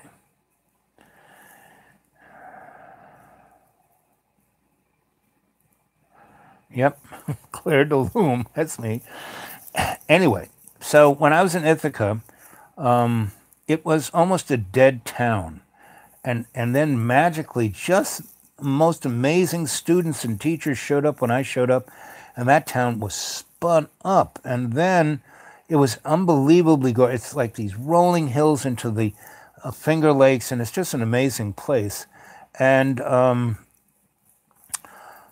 what happened was the federal government, the 86 crash happened, and the year or two before it, all those farms that had been owned by families for centuries borrowed a whole bunch of money to buy new equipment, and then the banks wanted it back, so they wanted to take the property, and then there was a fight, and that whole 3 counties seceded from the U.S. of A., and they made their own little country right there in upstate New York, and they were so on top of it that they pulled it off, and then the powers that be just ignored them.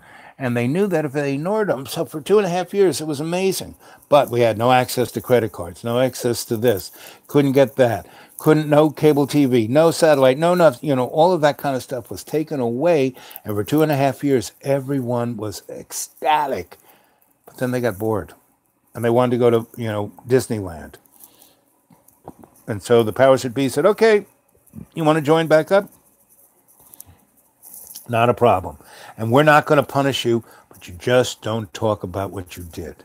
You don't publicize it. You don't give classes on how to do what you did.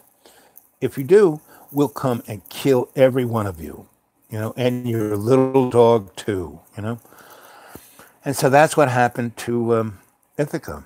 And so they kind of still have that buzz. And I kind of got hornswoggled into doing a national rainbow gathering in upstate New York, right there in Ithaca. It's called the Ithaca Gathering. And it was like, and again, I was just the guy who kind of got it to, just kept plugging away because it was a difficult thing to do. Because to do a gathering, you got to do it in a national forest. And there are no national forests in New York State because the Iroquois Nation rented the state of New York to the Dutch. They didn't let them conquer it. They rented it and married into the families. And that's another 2-hour story. Long and the short of it, grandfather David, who is the chief of the Iroquois Nation, his son, who's now the chief, or maybe it's his anyway, that was a long time ago. I was his driving Miss Daisy because the Iroquois Nation was about to legally take back 3/4 of the state of New York, and that was never going to happen. So there was all kinds of legal wranglings, and someone had to drive grandfather David to Syracuse from Ithaca, once or twice or 3 times a month. And I was his driving Miss Daisy. So when I was fashioned to do this gathering in that neighborhood, I said so where can we do this? I've looked into it, and there are no national, there's no legal place to do a gathering, because you can do anything in a national forest because you don't need a permit. Because once you get a permit, it can be taken away. So anyway, he said, we have about 1,000 acres over here that's really pretty that we farm on, that the federal government has put in the National Forest Service thing because it's our sacred place. And by putting it into the National Forest thing, no one can take it away. No one can, do anything. So you could do your thing there. So we did. And that's a whole nother story. And I got pictures of it too. So Ithaca is a pretty amazing place. But after all these things happened, it built, a movement, and then everyone quit. I left because I had to go do something else. I went to North Carolina, and I got a gig there. And I went to Asheville when I showed up in Asheville in 91, and my gig was to the Biltmore House, right? I and this woman did a database of everything in that place so the state and federal government could take it, rehab it, restore it, and make it into the Biltmore House. Because the guy who owned it was a total, drunk, basically trailer trash guy, but he married into the Astor family, and his kids were using the Louis XIV Anwar as a hockey net. And the state and the federal government would go, no. You lost millions in taxes, so we'll forgive that if you let us do this. And they hired me and this woman to, do a database of what it was, right? And then kind of write a proposal on how to revivify the Biltmore House. And I did that, and she and I did that. And then the city wanted us to do the same thing because they had a shitload of data that it was just down in the basement. So we did a database of that. And then the Cherokee Nation, we went to Cherokee and did that. And by that time, I'd been there for 2.5 years, got to know everybody and what was happening. I got a gig at the University of North Carolina at Asheville. And when I got there, a whole bunch of really amazing guys and gals who were the leading of what they did were retiring, and they wanted a place. They didn't want to, so they, Bob Moog, the inventor of synthetic electronic music, he retired there and took over the music department, and a number of other people took over different departments: the theater department, the art department, the sociology department, the political science department, the psychology department. They were all truly run by some pretty amazing people, and which brought amazing students there. So for a 6-year period, it was and all this amazing art and culture, and I was right in the middle of it all, right? And then why Asheville was the city it was is that the Depression happened. They owned millions of dollars. The city of Asheville did not finish paying their Depression debt until 1996. So nobody lent anybody any money in that city. So that whole place was stuck in amber. So from 1996, there was no one there except really amazing, groovy artists, creative, amazing people. And we just had I had a number of great spaces. I had this abandoned building on Broadway. We called it the Beer School. We painted it pink, or it was also known as the Pink House. And, Howard Hanger he was like the Hugh Hefner of Christian churches, and a whole bunch of other people. We just had the most amazing things. And I still have loads of friends in both those places. I mean, I can go back and people, oh, wow, where have you been? Just like, and I left New York City in 1988. And I came back in 2011 to see one of my godchildren get married.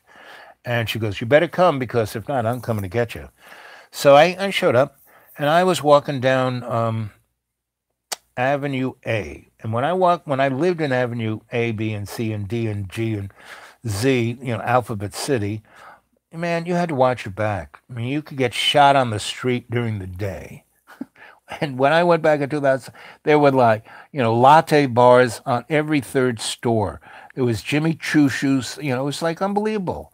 And people were, poking their head out. Look, it's Al! And people would come out of their brownstones and their now, $1 million condos and come running down and hugging. Where have you been? What have you done? And, it was pretty amazing and there were still restaurants that I helped start that still had my table waiting for me. I mean, I could probably still go to Luna's now. Grandma's long dead and gone and that's been sold to some corporate entity. But, in 2011, I went to Luna's and my table was still waiting for me, Now, between 2011 and now, things have, again, made an amazing sea change in all these places. Your year of birth, dragon.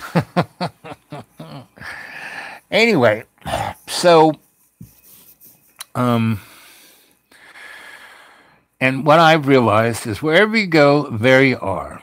And you create whatever it is. And that's why we can go anywhere and make this amazing thing happen.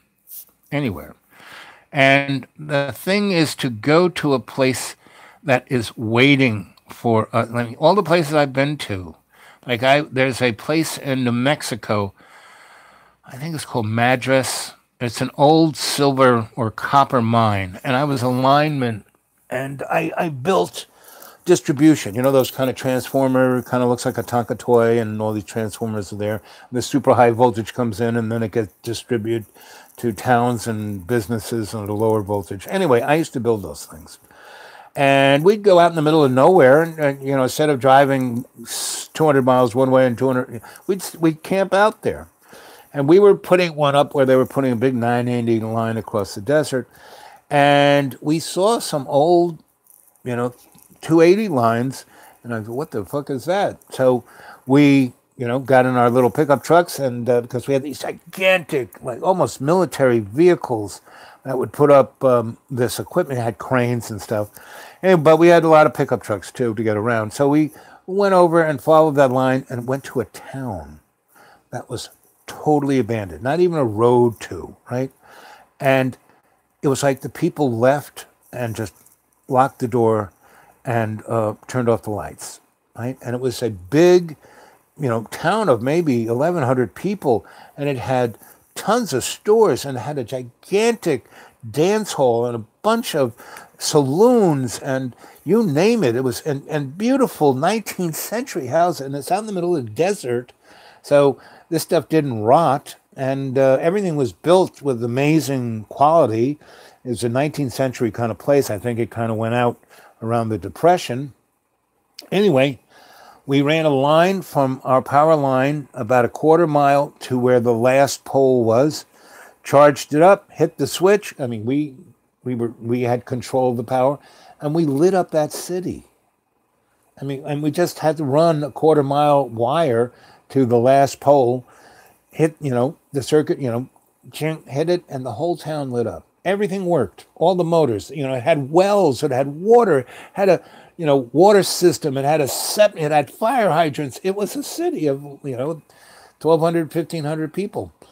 And there were about 8 of us. And we said, wow, this is a private club. And we turned it on and we fixed it up. And I was an artist. I had a lot of artist friends in Albuquerque and Santa Fe and Tahoe. And I told them, I said, shh, I want to bring you someplace. We went there. And for 2 or 3 years that I was in New Mexico, that was one of my, side little gigs. And it just kind of got more interesting and bigger. And we were doing gatherings, like rainbow gatherings, but we didn't call them that. And the guy who did Burning Man, kind of, I don't know if he got the idea from what we were doing, but about, I don't know, 5, 6 years after I left, maybe a little longer, I left New Mexico, he started doing Burning Man. So anyway, when you find, and now that place is the artist hipster whoop-de-doo place, you know, and me and 8 guys started it. And that's all it takes, you know. When I was in Amsterdam, I stumbled, I went to a coffee house, bought myself a little chunk of hash. I was talking to this guy who had a pipe. So you got a place to stay? I said, no. And he took me to this place that was an abandoned, gigantic industrial dairy, where they bottled milk. And we started a co-op called the Milk Glass, or the Milky Way, right? And that is what made, because when I went there the first time, everybody and his brother was poor and squatting everything.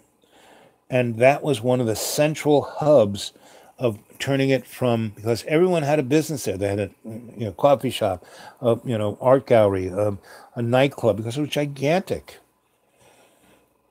And, I love a good rave, right? And when I came to Roanoke, I met this woman who reminded me of Lucy Lepard. And, her daddy was rich and she was going to school here. And I was telling her about all this stuff. And we went and started looking at factory buildings. And they were like, please, I mean, you could rent almost anything in Roanoke. And I got here in 99 and it was a dead city. Dead, dead, dead, dead, dead, dead, dead. Everything was, boarded up. And we went and she had the money. We rented a 30,000 square foot factory. It was almost in town. It was just on the other side of the tracks. And people could walk there. And we, put this rave on. And I lit it up. I did my disco light thing. And she had connections and everything else. And she liked to, she was a good DJ, that's for sure. And we did, I helped her out. I gave her moral support, show her, what neighborhoods to look at. And, she had the gumption to get a lawyer and rent the building. And her daddy had the credit and daddy gave her money. And, within 3 or 4 months, she had this rave thing going. I wired it up, lit it up. No one cared. We never got bothered by anybody. And we had, because Tech was here, Roanoke College, Hollins. There were about 5 big colleges within a 20-mile radius of this place. And every Thursday, Friday, Saturday, Sunday, Monday, we took Tuesday, Wednesday off, Thursday sometimes. And we'd have 1,000 people in there. And it went on for a good year and a half. And then other people did raves. There was a guy I knew who had a little hamburger stand downtown. And he went to the raves all the time. He loved them. And he would do a rave. He had like a 800 square foot hamburger shop downtown. And every Friday and Saturday, late, there'd be like 500 people squished in there, like, doom, doom, doom, doom. Cops never blinked an eye. Because pretty much all of these things were white kids. And they weren't driving drunk. Because they would stay in there until the sun rose and they'd be, sleep all over the place, wake up. They wouldn't be drunk. They'd go home, It was... So you can do anything you want if you're just in the right time and the right place. That is one of my amazing skills. So we are here. We are doing this. This is the right time, the right place. Everything is as it should be. And you're all over the planet. I'm giving you shamanic juice to go do this stuff where you are. This is the cadre. We don't have to be together. It'd be nice. It'll be good. And once we kind of get it pumped up, we will be, oh, you're the cadre? Oh, come right in, Oh, you need here, you're from there? No, I'll give you our own, permit to come into our country, a visa. So we're doing good, you know. So the thing is not to, again, throw down your anchor and just go around in circles and do the same thing over and over again, right? You can build upon what you've done in the past, but you don't try to. It's just like that Woody Allen movie, Annie Hall, where he has this great time with Annie, falls in love experience, and then she moves on, and he tries to do the same thing over and over and over with different women instead of having new experiences with the new people, based on the experiences that he've had that gives him freedom to do the new exciting thing. And that's what we're going to be doing. And that's why I keep saying we have to develop this alternative aesthetic, the new and exciting thing. All of these things that I've been involved with have been the alternative aesthetic for that moment. Can't do it again that way, and it's just like that town in New Mexico. A friend of mine, I told him he's now living there. And yes, people go, oh yeah, there was this guy.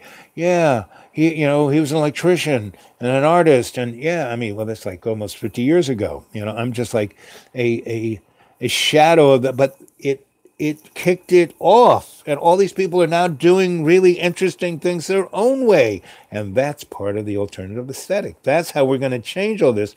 Don't get people to follow us. We inject this aesthetic of them empowered to do what their dream is. And we can make money at this. I made money at everything I've done. I've lived like a millionaire, but not been one. There's nothing wrong with money. It's a tool. Use it as a tool. It is not, it's a good thing. Okay, what are you guys saying here? I've been grioting for a bit here. So say we all. Yep, okay. Cool, I love Green Rave. Glow cups and glow cups, yes. Lockjaw. Everyone gets an animal totem. Yep. Costumes.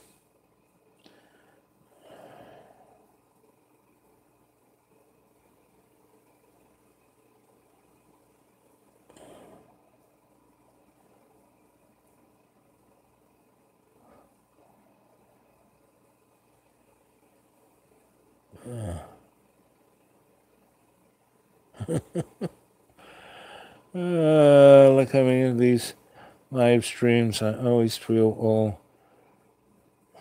surged up.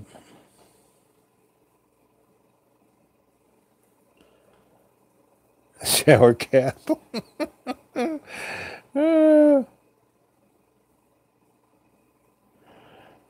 Drumstick face with a fuzzy hair. Yep. Flex the cat bag.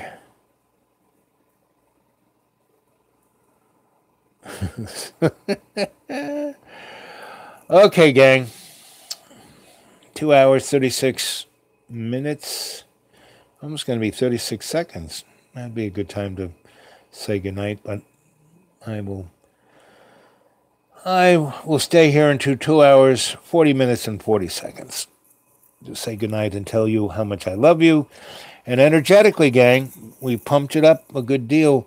I can sense all of your little engrams and organs and hormones and your cranial sacral pulses just juiced up. So whether you're going to sleep or going to work or whatever, we're moving forward. Much love. Yep. See you next, tomorrow morning, sometime between, 8 and 10, and tomorrow night, pretty close to 7 p.m. It's all good. So the thing is not to relive anyone's old dream. And that's, I think, the basic foundation of the alternative aesthetic. It's that we live within the minute, the second, the moment that we're here.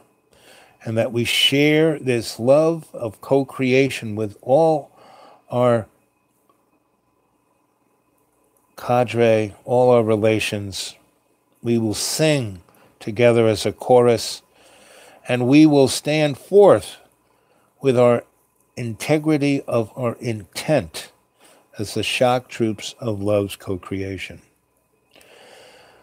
So practice going into state, experiment with going into your lodge and into your garden and checking out all, go study with Master Akasha K and his Hambu, go into the circus, see what kind of fun's in there, and go check out and use your remote viewing skills in the C3, and go into the greenhouse and work in your workshop and hone your skills. Become the master of your free will. Don't let anyone take it from you.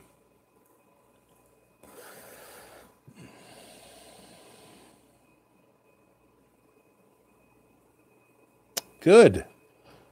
What did you see, Fish?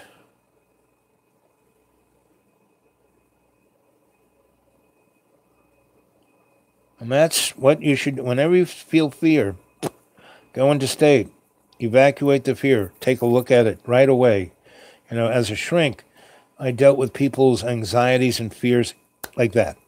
Didn't kick the can down the road, And that's how you get over these things. You deal with them, you navigate them.